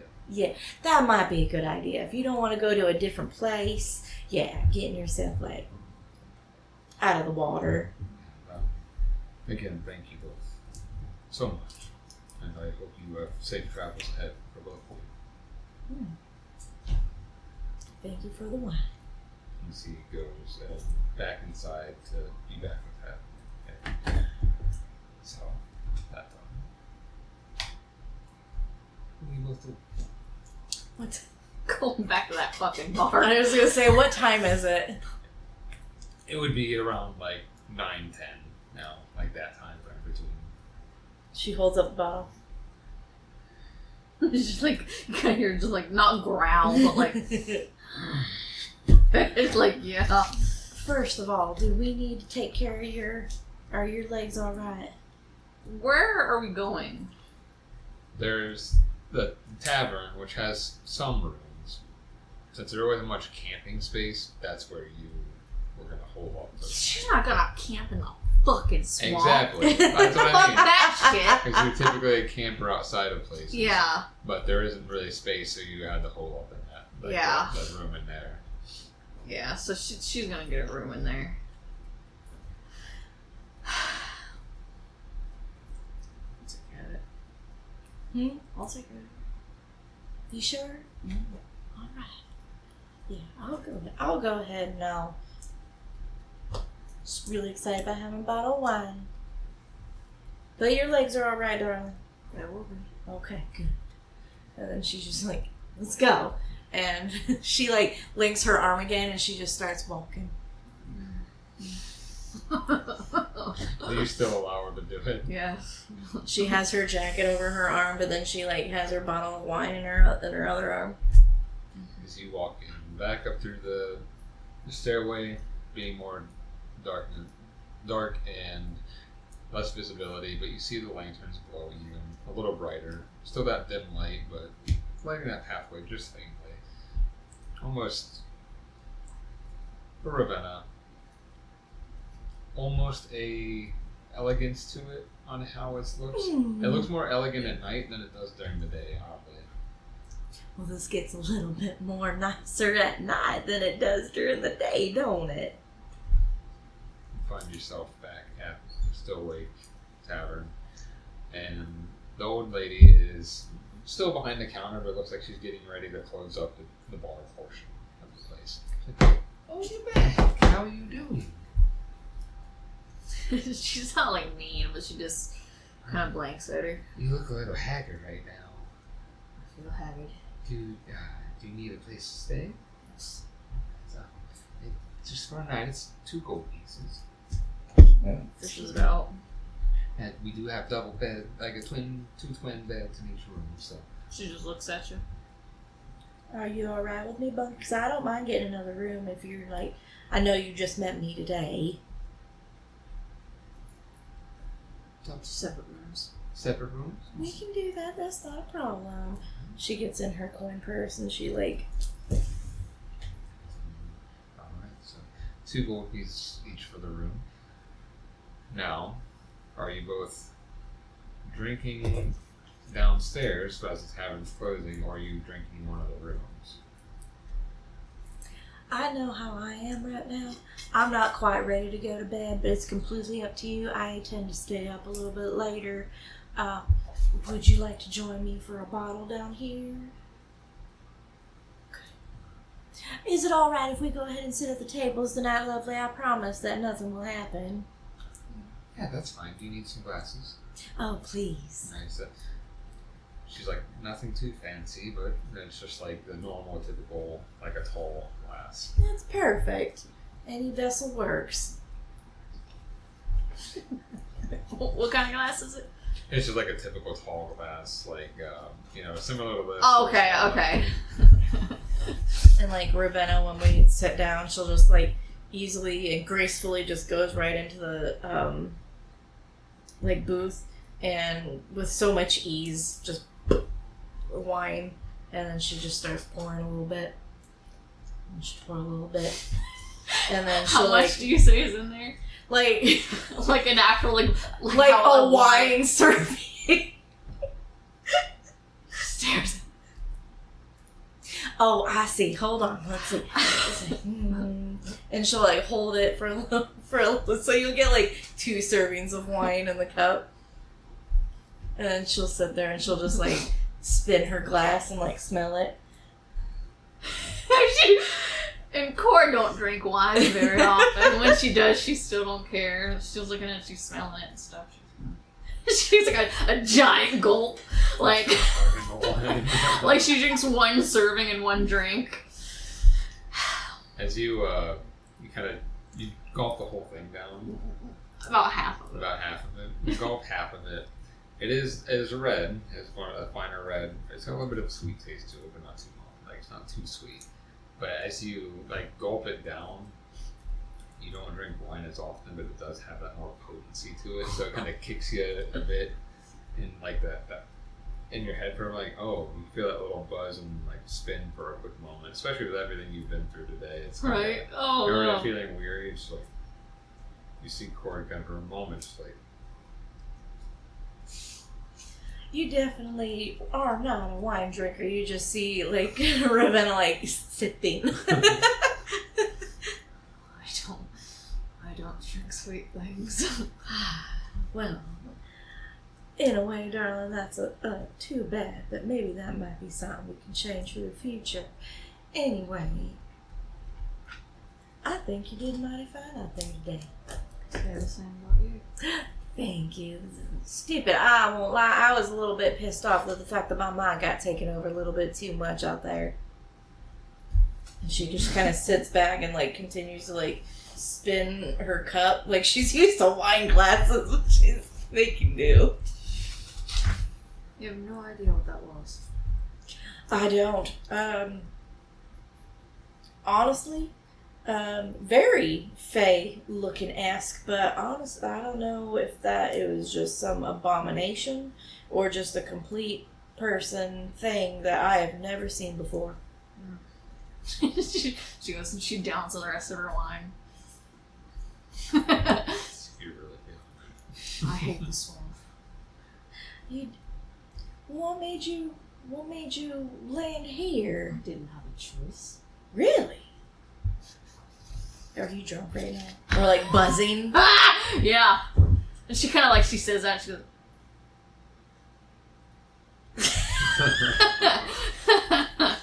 huh. So when you say you didn't have a choice, darling, were you meeting that one pristine looking friend here?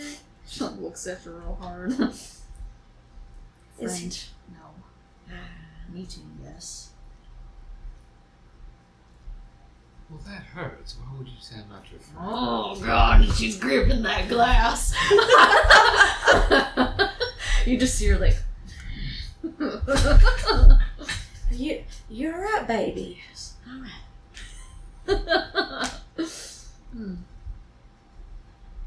Well, do you know what you're here looking for? So yeah, to meet him. For a job. Did he give you one? Yes. And she's like silent a little bit. Kind of like mulling over the day. She is a little drunk. And Ravenna will notice this, and she's not one to take advantage of people while they're drunk, so she's not gonna pry anymore into her like personal stuff, but kind of, sort of. So how does a gal like you not know how to swim? I know how to swim. You know how to swim. I'm just not good at it. All right, that's understandable. So like doggy paddling, like really good at that. I suppose. Well, that's good, because my brain was like, oh no, if Corrid gets in the swamp, we're in big trouble. Because I'm tall, but I'm definitely not as strong as what you are. Very capable. I could see that.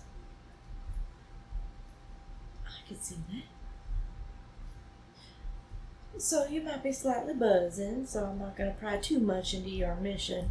But do you know how long you plan on staying here in Drownsend? Not long at all. And I can ask you the same question.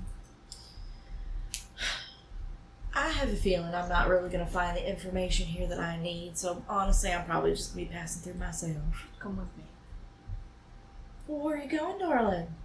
How do I pronounce it? Polar Grace. Isn't that the cold place?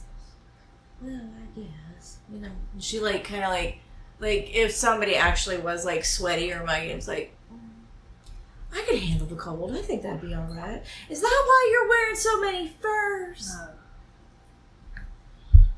It's just my only way. Oh, okay.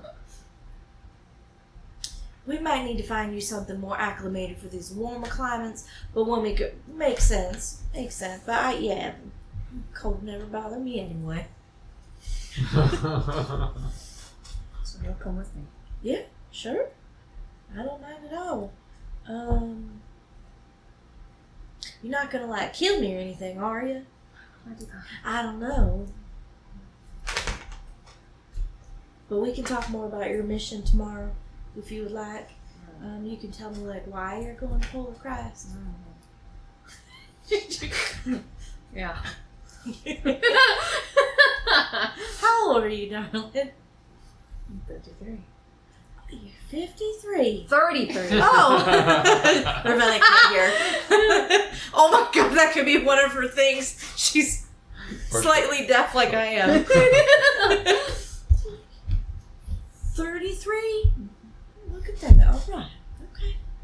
Well, I'm not much younger. I'm 26. So, no, that works for me. I'm just kind of following a trail that kind of leads nowhere until I find it. That just doesn't make any sense in her buzzed little brain right now. She just looks at you. Yeah, so, between you and I, okay? When I was a baby, my mom and dad left me with my grandma, and my grandma's awfully amazing. Love her. She is the sweetest lady that you will ever meet.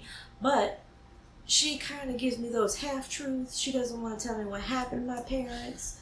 So, you know how that, I don't know if you've ever been, you've said you've never been to the Fae, right? Well, the Fae like to speak in metaphors a lot. Also, they like to make you think. So, unfortunately, even though I live there, I don't know if my mom and dad are dead, alive. All I know is there was a scuffle. So I guess I'm like just kind of on a mission to see like if I can find anything in the records about my parents, or like go to like the city building. So it's like I'm kind of on a blind fucking scavenger hunt.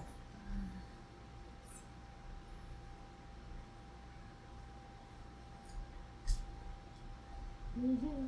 Where is the Feywild? Oh, Feywild's everywhere, darling. You gotta find certain portals in order to be able to get there and back. Does she know anything about it? Like, She's heard about the Feywild. Like, does she know about portals and shit? She knows of them. Never really seen one or traveled through anything teleportation-like until her friend. Okay, right. But you've heard of the Feywild before, and Fey creatures and stuff, but you've never actually been, nor had really had the inclination to want to go. Yeah. She just... She just, like, closes her eyes. I think you're ready for bed, right? Right. Is there any more of that wine left?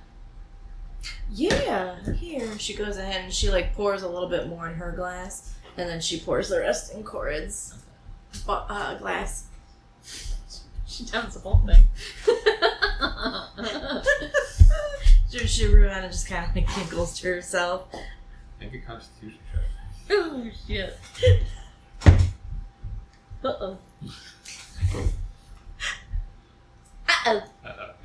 Is that a save? Yes, I said, yeah. 8. 8.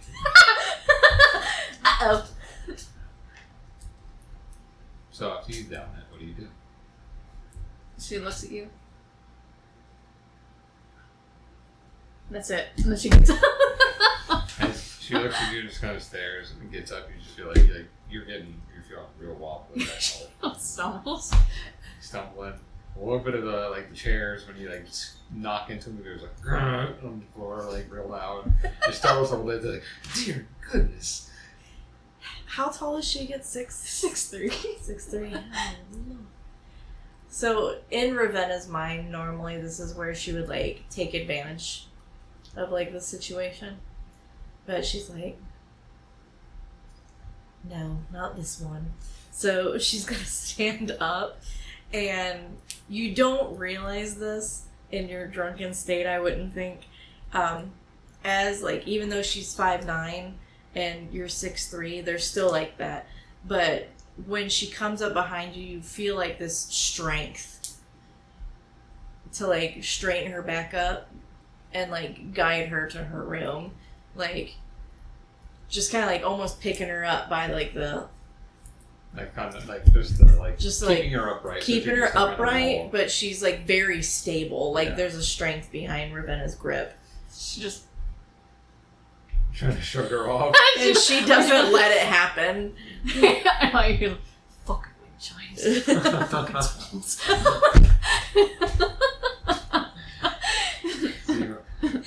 So she's still just guiding her, but like not like letting go and just kind of like letting her flail around a little bit, kind of like. As you guide her up to, it's like a spiral staircase in a way that leads up to the next floor, and there's just a couple of rooms up there. Oh, thank God you're there. Woof! Going upstairs. So you get up there, lead her to the room that she was going to. You just kind of like, you just let her go in on her own, and you get her to the room. No, I open up the door and She's not gonna go to bed yet, though. I lead her to the bed, and I again, strength, and I just turn her over and guide her to sit her bottom on the bed. Okay, darling, I'm gonna go ahead and I'm gonna go to my room now. Do you need anything? What'd you say? Said you leave. Do you want me to stay for a couple of minutes, or do you want?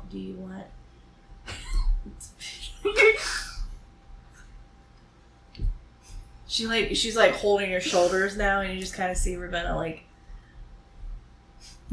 Would you like me to stay until you head down for the night, babe, or would you like me to go now?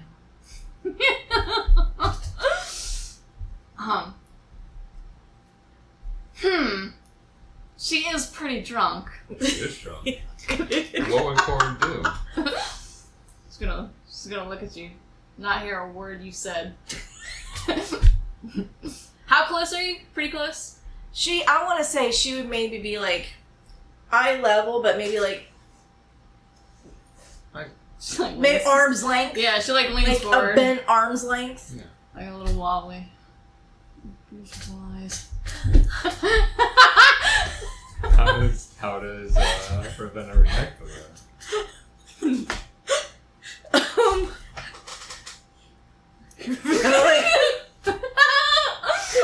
She gets that hiccup. Like, Yeah, like that catch, well, thank you, darling. And she kind of flashes them a bright violet, and yours aren't so bad either. So what she's gonna do is she's gonna arm's length out and still just kind of sit her up straight, see how well she does as her balance, and then she goes ahead and she'll sit on the other bed, just kind of sitting with her leg crossed, just to watch and see what she does and make sure she's okay. See if she volunteers any other information. Well, you kind of get up to her, do you turn away from her, as you go to sit?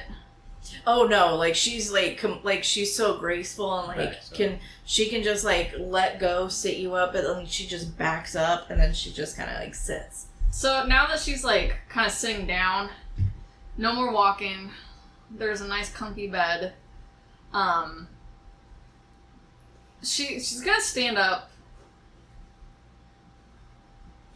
And even when she's not drunk, she's not necessarily prudish. She's taken off her pants. But Understand, because I do that when I'm a little tipsy. It's I just don't want my clothes on. But no, she's gonna take the time to kind of tend to her wounds a little bit.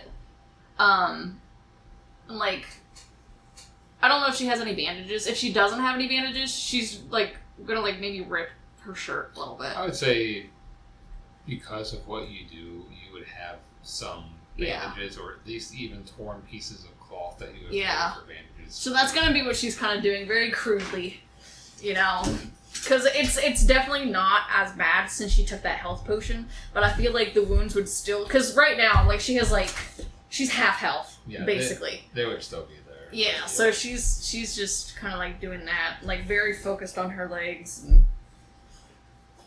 kind of not necessarily paying attention to you anymore. Ravenna,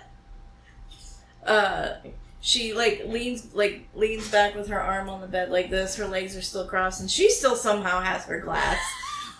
Even in all of this, because she's that graceful, and she's just leaning there, and she's just and she's trying to think back in her pack. She's unfortunately, I don't have anything, but could maybe Grandma have given her a simple salve. Nothing that would give her health, but something that would like cool the burn. Yeah, like something that would just help the wound heal. But not like, it wouldn't actually do anything just other than like it ease the healing process. So she like leans over and she like sits her glass on the nightstand in between the two beds, and she'll like look in her pack a little bit, and she'll just like look, and she'll get out like this little tin, and she'll reach out to hand it to you, and all right then we'll see. Okay, she like brings her handbag and she's like, all right, I see how this is gonna go. So Ravenna stands up and she looks at it and she's like, man, this is something that my grandma gave me, and it's not gonna like heal much. That's gonna be overnight, but it's gonna help the sting of the claw marks. Would you like me to help you put it on? Because like that, like I'm like, oh, this is gonna be a clumsy mess. And she just stares at you. It's all right. I'm not gonna hurt you. It's not a mean stare. Oh, okay.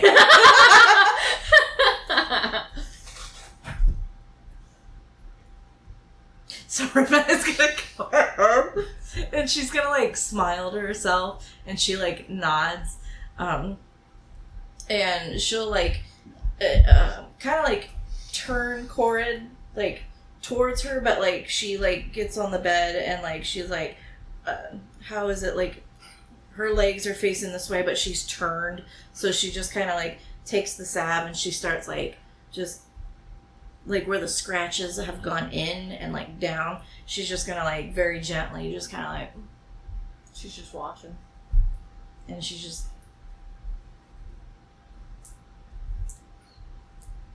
and then she does it with both sides, and then she like, that should help ease the burn, because unfortunately a lot of creatures like that, their claws tend to burn as they heal, so that's going to help with that. She's going to stand right back up and just sit on the other bed. She's looking at him. And then she's gonna start wrapping them now. So you wrap up the fan. You've done that many times. Yeah. You don't tend to go to healers for your wounds. You just get what you can. You tend them yourself. That's why the scars always remain. I don't want to metagame, you can tell me if I am, but does Corrid have like any scarring or tattoos or anything on her legs at all? No tattoos, but definitely scars. She had muscular legs. Yeah. Yeah. So She had like broader shoulders and narrow hips. she's just like watching her, so like as she's sitting there and she's like, darling, have you been in many fights? I won them all. Well, I bet you have. You're very... She's like so awkward at this point. Like Corrid has like made Ravenna lose like her silver tongue. And she's just like, if this was any other person that she didn't start creating like a friendship with, she would have been like, dinner.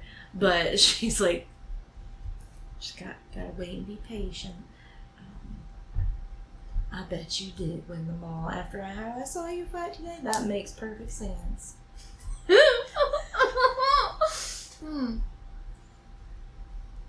you like it?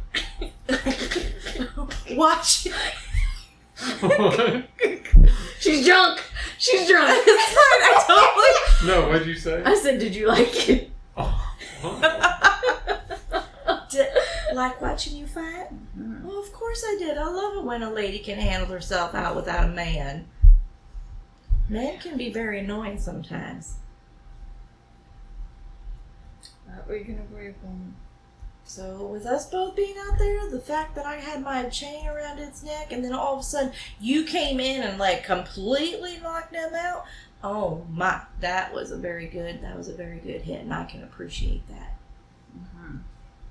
She starts to like take off her furs, but she leaves like like her top on and stuff. But she's like more so. Like you can tell she's kind of oozing steam a little bit. Are you getting sleepy, darling? So she's gonna get up and she's gonna like lean her back and then just like put her blanket over her, and then like not to be perverted. This is not to be meant to be in a perverted way, but like her wounds, Ravenna just like can smell them. Like take it, and she's just kind of like almost in a way like her mouth starts to water, and she's just like, all right, that's enough. And she's gonna like put the blanket up, and she's just gonna kind of look at her and just kind of brush the hair out of her eyes and let her pass out. And then she'll get up, and then she'll go into the other room. But as you're leaving, though, like right as you're at the door, very sleepy, very mumble, she'll call your name. And then like a tiny little beat of silence, and she'll just say thank you. You're welcome, darling. We gotta watch each other's backs out here. And as she says that, she sees that she passes out. Josh says you're about to pass out. Like, oh, well, you must really like her. I don't get that kind of gratitude.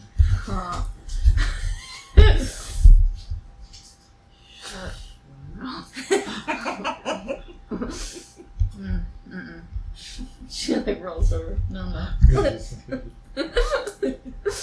Night, child. Not saying nothing. Ravenna, anything else before you go to bed? Ravenna will go ahead and she's gonna close the door. She's gonna make sure it's locked. That way, no one else can get in there. She's gonna go down. She's gonna clean up her table and throw away the wine bottle and the glasses and just kind of like make herself at home and throw everything away. Put the glasses in the sink, rinse them out, and flip them upside down. And then she's gonna look around, see if there's anything else that needs tending to, and then she's gonna go ahead and grab her jacket and go upstairs into the bedroom and just kind of get into her night clothes and just kind of like sit on the bed and reflect on today. And she's like, she takes a mental note. Like actually, you know what? No, she's gonna do something cool. She's gonna like take out her like little notebook, like almost like her little black book, and she's gonna like write a description of what that creature was. And then she's just gonna kind of reflect, and she's just gonna be like, well, that Corrid's gonna be awfully fun. And then she just thinks about her grandma and her probably heading out to like if this village has like a city building or like a place that holds records, see if she can find anything on her mom and dad or any historical things. But other than that, then she's gonna lay back, get under the covers. She rests for the evening. Wake up the next day. Corrid, feeling a little rough. A little bit of a hangover happening. Oh, damn those wines. How do you proceed in the morning? She's gonna wake up and oh my god. Not drinking wine again. She does want to freshen up somewhere though. Okay. Yeah, there's like a communal wash basin room. Like, so if you were to leave your room, there's this little like side room in the north part of the hall that is like a small little area where you just like a general wash basin, nothing too fancy. You can kind of wash up in there. Yeah, so I'm just put on her pants. Then she'll go there. She'll like wash her face and wash her hands. And does she have like a bowl or anything that she can take back to her room? Not necessarily a bowl you can take back to your room yourself. Is it just to have like a water or something? Yeah, just cause like so she can like kind of like wipe down her body a little bit. No, there is a door to that room though. If you wanted to close it. Okay, yeah, she's gonna do that. So you just go ahead and like wipe down the rest of your body, make sure your both like cleaned up because they have the wash basin and some rags in there, so you can just clean up what you need to. Okay. Now she's going to freshen up. Be freshen up. How does Ravenna wake up for the day? Ravenna, she just wakes up a little sore, but sprightly. She's fine. She gets up, tacks her hair back up, fixes her ringlets, fixes her hair, fixes her makeup, and then she pulls out her clamshell mirror and she like reapplies her lipstick and then making sure her eyeliner and everything looks nice. Then she puts on her jacket and buttons it back up, and then she just proceeds to walk out. She's like a cat. She's always pristine. Nice and pristine always, and you're walking out. So I'd say by the time that you're done cleaning up and you're still getting yourself ready, you would be walking out of that wash basin room, and you'd be walking out of the room. You see Corrid looking like the dirt that was on her the night before, and whatever blood may have been there is not on her anymore. It's just like her face is not wet, but a little damp in certain spots from where she was cleaning up. Well, aren't you just looking like a little pretty flower in May? It's gonna be pretty. Well, yeah, darling. You feeling much better? No. I can see why you stick with ale. And she's just like rubbing the back of her head and like kind of like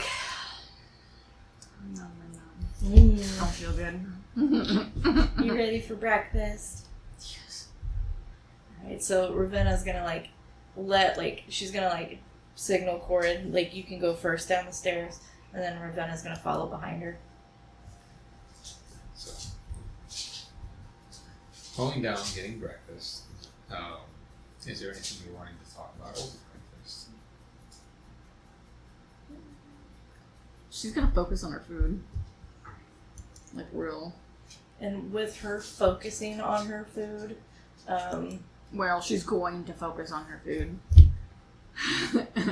Ravenna's just gonna order some eggs, and then you just see her taking little nips out of her flask. Drinking more wine. Yes, a very delicious deep red wine.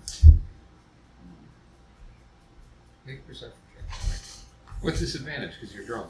I'm not drunk, I'm hungover. You're hungover. Hair of the dog. You're hungover. Okay, well, I rolled a 5 and then I rolled a 1. You're not! Yeah. All of you guys are in timeout. Okay. Okay. Just to see.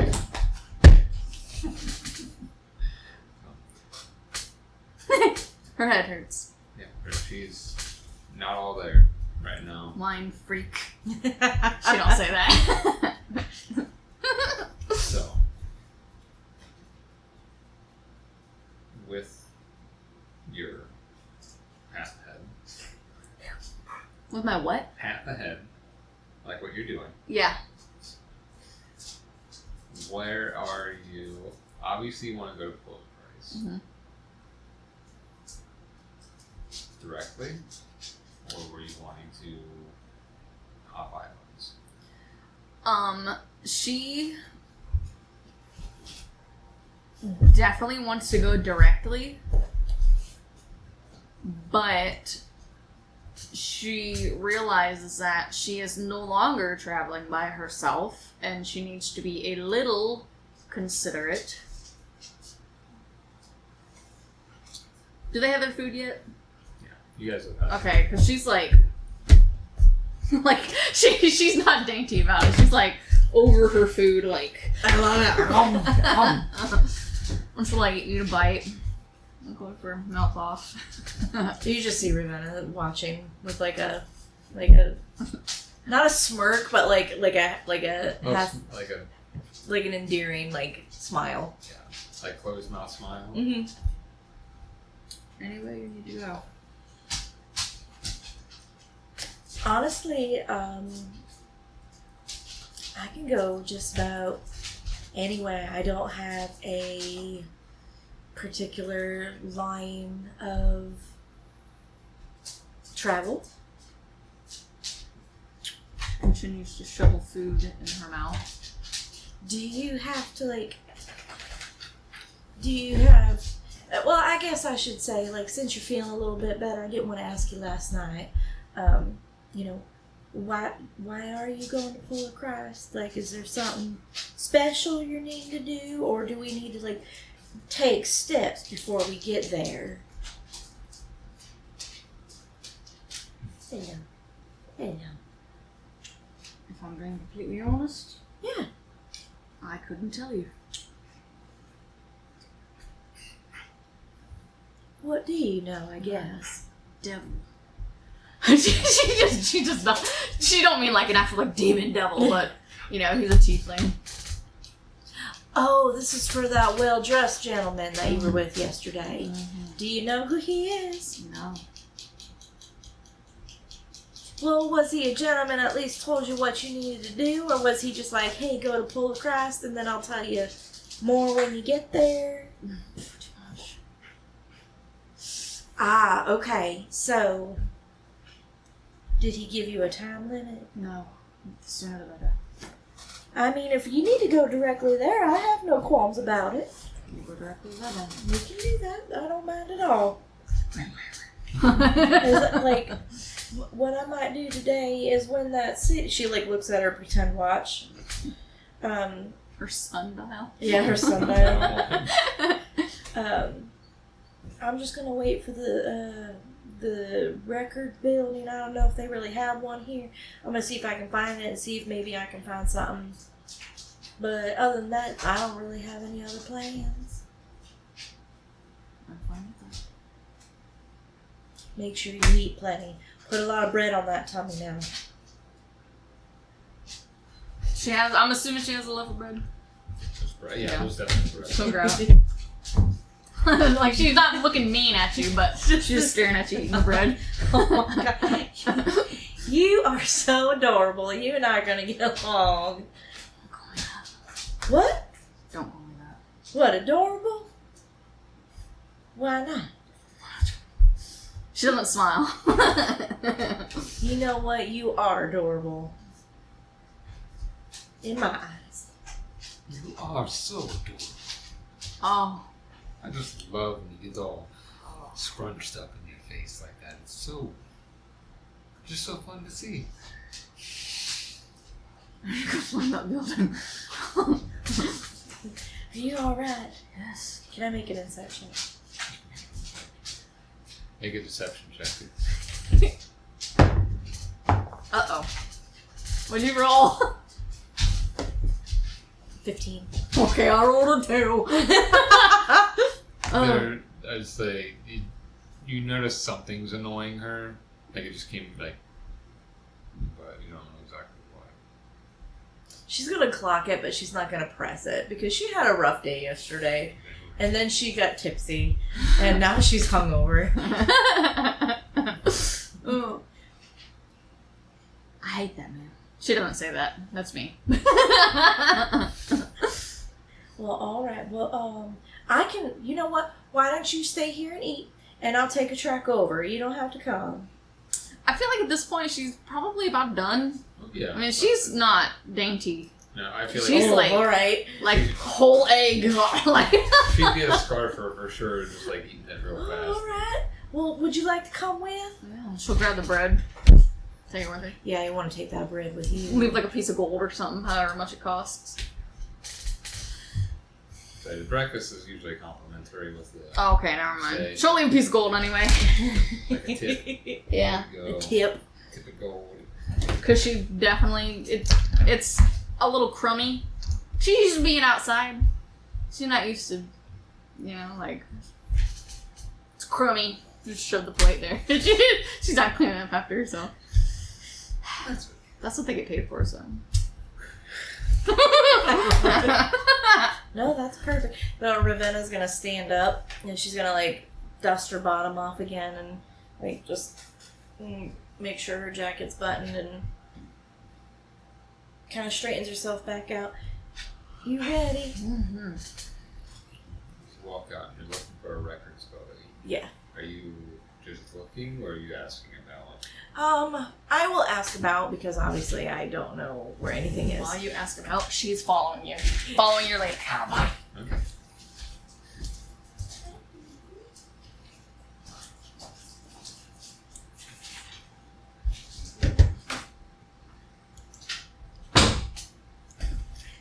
Okay, so as you ask about, there's not a whole bunch of people out here. You see a couple of people here and there. You see that it's still early, and that person who runs the general goods store is like kind of getting their doors, like their sign flipped over and everything is set up. So if you wanted to ask them, you could, since you already interacting with them. She's gonna go up. Hi there, good morning. Oh, good morning. How are you doing? I'm doing alright.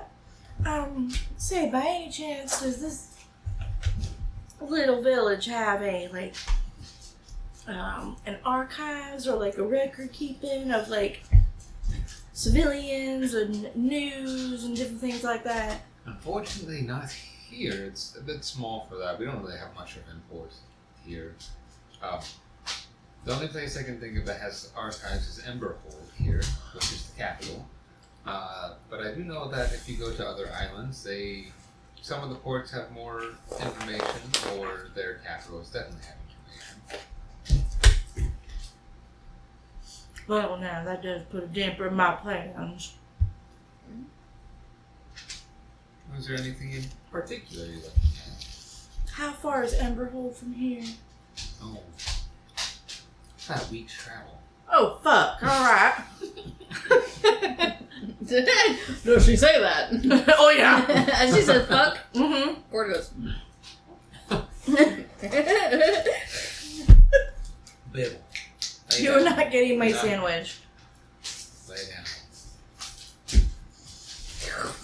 So, how do y'all get your news around here? People who rarely travel, we just focus on our own lives, really. Just word of mouth? Yeah. Like y'all don't have gossip or anything like that? We have local gossip. Do you have anybody that does gossip around here? I mean, I've heard things. Well, maybe you might be the person to ask then. Well, what do you want to know? Well, have you ever heard of Lord and Lady Briarwood? Doesn't ring a bell. Any heroes, villains, anything like that? I mean, I don't know the names of them, but I know they're, the heroes, if you want to call them that, from the whole Tiamat thing. What's that? You know how these lands came to be. Sorry. No, they're fine. Darling, you're gonna have to enlighten me because I'm not from around here. So, How do you not know, that's how these floating islands came to be? would she know? Would Grandma tell her? Or is she just completely like, mm-mm? Probably not, because it wasn't really important. Your grandma wouldn't have really said what happened. It would have just been there's floating islands here. Do you want to go somewhere? So she's gonna try and dismiss it. And just be like, oh, well, can you tell me the tale about the Tiamat fight thing? I mean, some bad people tried to summon her again, and a group of good people helped bring together, lead army to take them out, and they managed to stop the rising from happening. And they call that the Battle of Tiamat? I don't know exactly what they call it, but most people just call it, at least around here, just call it the Phantom Summoning of it. Oh, okay. Do you know who these, heroes were? No. I know they've settled down, but I don't know who they were exactly. Honestly, I've never been quite one for hero tales. And I wasn't from here when originally I was shunted here from that whole thing happening, so I got ripped from my own plane over my existence. Oh my god, that sounds awful. Yeah, I don't remember much about it. Okay then, well, at least you gave me that. Thank you kindly. You're welcome. Hope you find what you're looking for. Ravenna just nods and walks towards Corrid. I can't remember. Does Corrid know about that? Yes, Corrid is actually from the lands where it would have happened. You would have been a kid, pretty much, like a young kid when it happened. Okay. But you were aware of that whole thing happening and how just where you lived was cold before, like when you were a kid, but it turned much colder after that. So. And could I hear? You would have heard, yeah. And you said you didn't know anything about that. You said you're not from here. Mm-hmm. Okay. So just remember that. Well then, I guess this little itty bitty village doesn't have much in the ways of record keeping. I think you might be right. Have you heard of the failed summoning? Battle of Tiamat or something? You would know that a lot of people refer to it as that, and that's what happened. Mm-hmm. They tried to summon Tiamat heroes, which at that time were able to stop it, but it still caused cataclysm and catastrophic events around the world, which you do know also that's how the islands were made. Mm-hmm. Not very well learned, but you've heard, and you had experience with villagers and travelers and stuff who have told you, and your friend gave you some information too. So I'm just gonna give you a very crude outline of that. Alright. Well, that's an interesting. Very interesting. Alright, okay. Do you know who these heroes were? The only one you know remotely is Gadriel, and it's because he owned a pub in the Vagrant lands where you're from. Okay.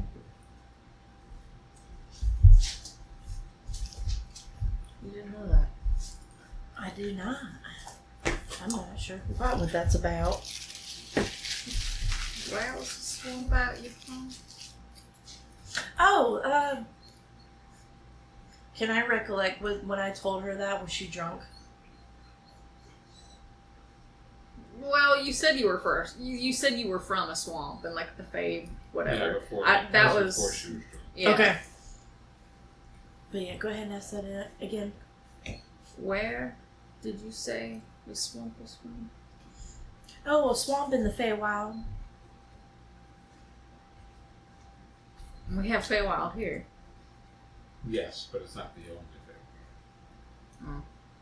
So, like the chunk of Feywild from Silvica, it's just that it's a chunk that was shunted from another plane of existence. Oh. You learn new things every day. Whoops, okay. I guess I misunderstood that the whole time. Well, no, okay. No, we're good. But yeah, kind of like getting to my house, like I know where I can find portals, but there's like a special portal you have to go to, and it's kind of like the other side. It's complicated. It's very complicated because there are times where my grandma, like, she would play tricks on me. Time's different in the Feywild, so like where it might be like 5 months out here in the real world, in Feywild, in my world, it could be like a month. So like time phase a little differently.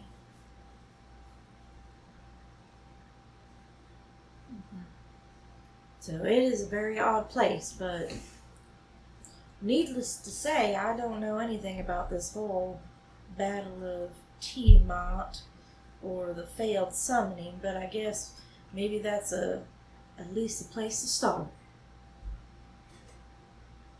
I'm sure we'll find something. I think we will. Do you have any idea what we need? Do we need to get like supplies or anything for Polar Crest? You will. Oh, darling, don't worry about me. I'm all right in the cold. Say so. She just kind of goes like bet.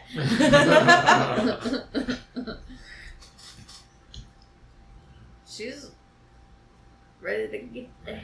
But it's a small area, right? Is the board like on the way out? Damn. The what? Is the board like kind of on the way out? Kinda, yeah. Like, or no, you're not on the way out, but it's directly across from where you're at. So if you wanted to go there, Yeah, she's going there, and I'm assuming it's kind of like a little. Is there any mud nearby? Any mud? Yeah. Not there because they built it up around, like above the swamp. So it's built into the trees. This thing, so like where the small little village is why it's also small. Just because it's not, they raised it and elevated it from the swamp. So it doesn't have mud unless you kind of make a perception check. For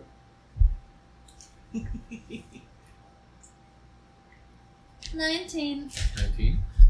There's some spots around on the floorboards of this little village where people had mud on their boots that may have tracked on them all, like just clomped onto the floor. So it's not like a big mud pile, but there's a few like chunks just sitting around. Well, she's gonna go up to a chunk. She's gonna like just smear her hand in it. She's gonna walk up to the board and like, oops, Yeah, sorry. But she's gonna like smear where they had painted about the kid. Okay. So just to cover it up, so that way it's like completed. Mm-hmm. So you do that. The board no longer has any active postings on it. Well, here they go. I guess it's time for a new coat of paint. And at that, you kind of hear like a very faint chuckle, like a nose huff, and she's walking ahead. My goodness, was that a laugh? Oh god! And then her face just falls.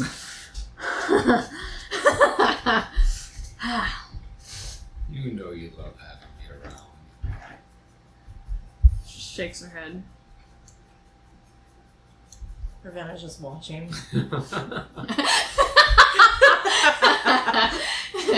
She don't really care that you're watching. That's funny though. She clocks it, but she's like, I've asked that poor girl a lot of questions between last night and today. I'm just gonna let her just have her time. So you head to the port. There are two options, as always.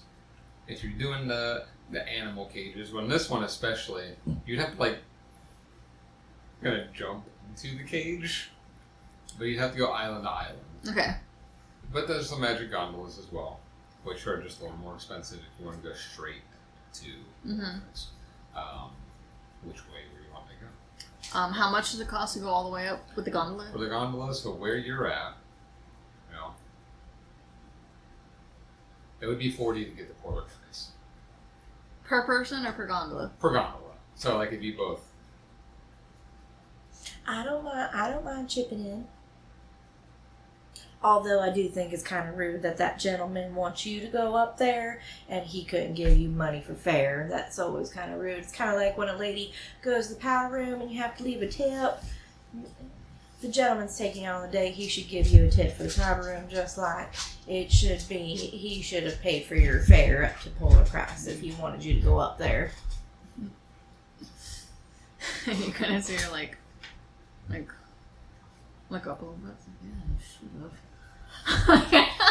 Make a Actually, make a persuasion check. With advantage. Just a persuasion check.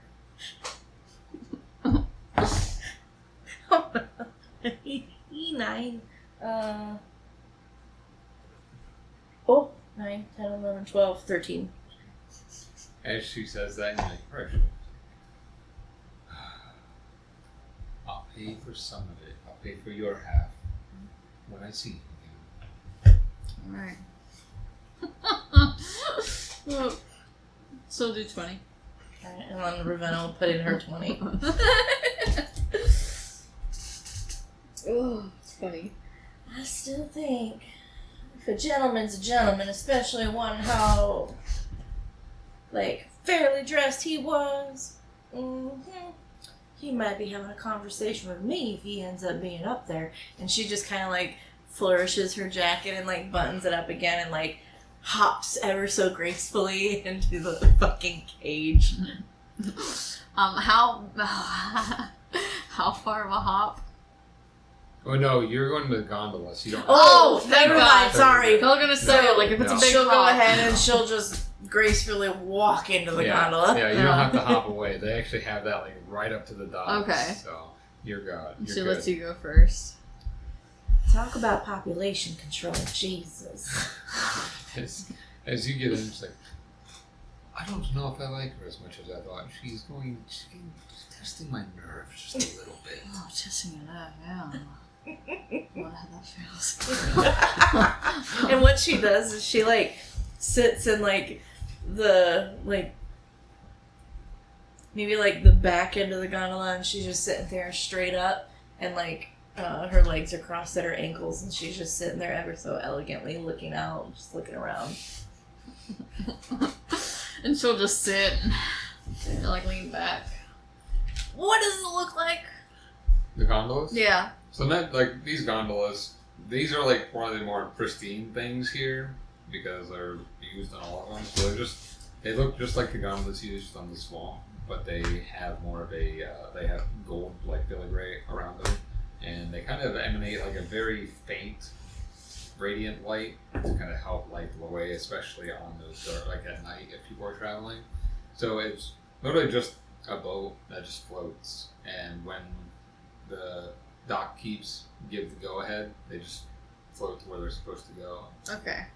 So, she's gonna kind of like sprawl her. I know it's kind of gross, like man spreading a little bit. Yeah. Like arm. Like, she's just looking. She's not scared of heights or nothing. Yeah. As you sit in, ready to go, the gondola takes its way up into the air.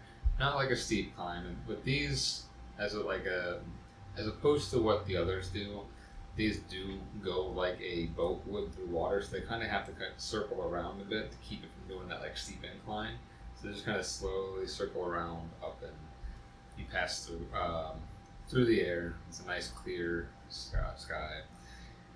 Pass through several islands. You see above this one, Kaetisk, which the lands are kind of shrouded by a similar fog, but of a much deeper where you can't really see what's happening. And above that, you get to Leonataka, as you see the vast plains and mountainscapes that are on there.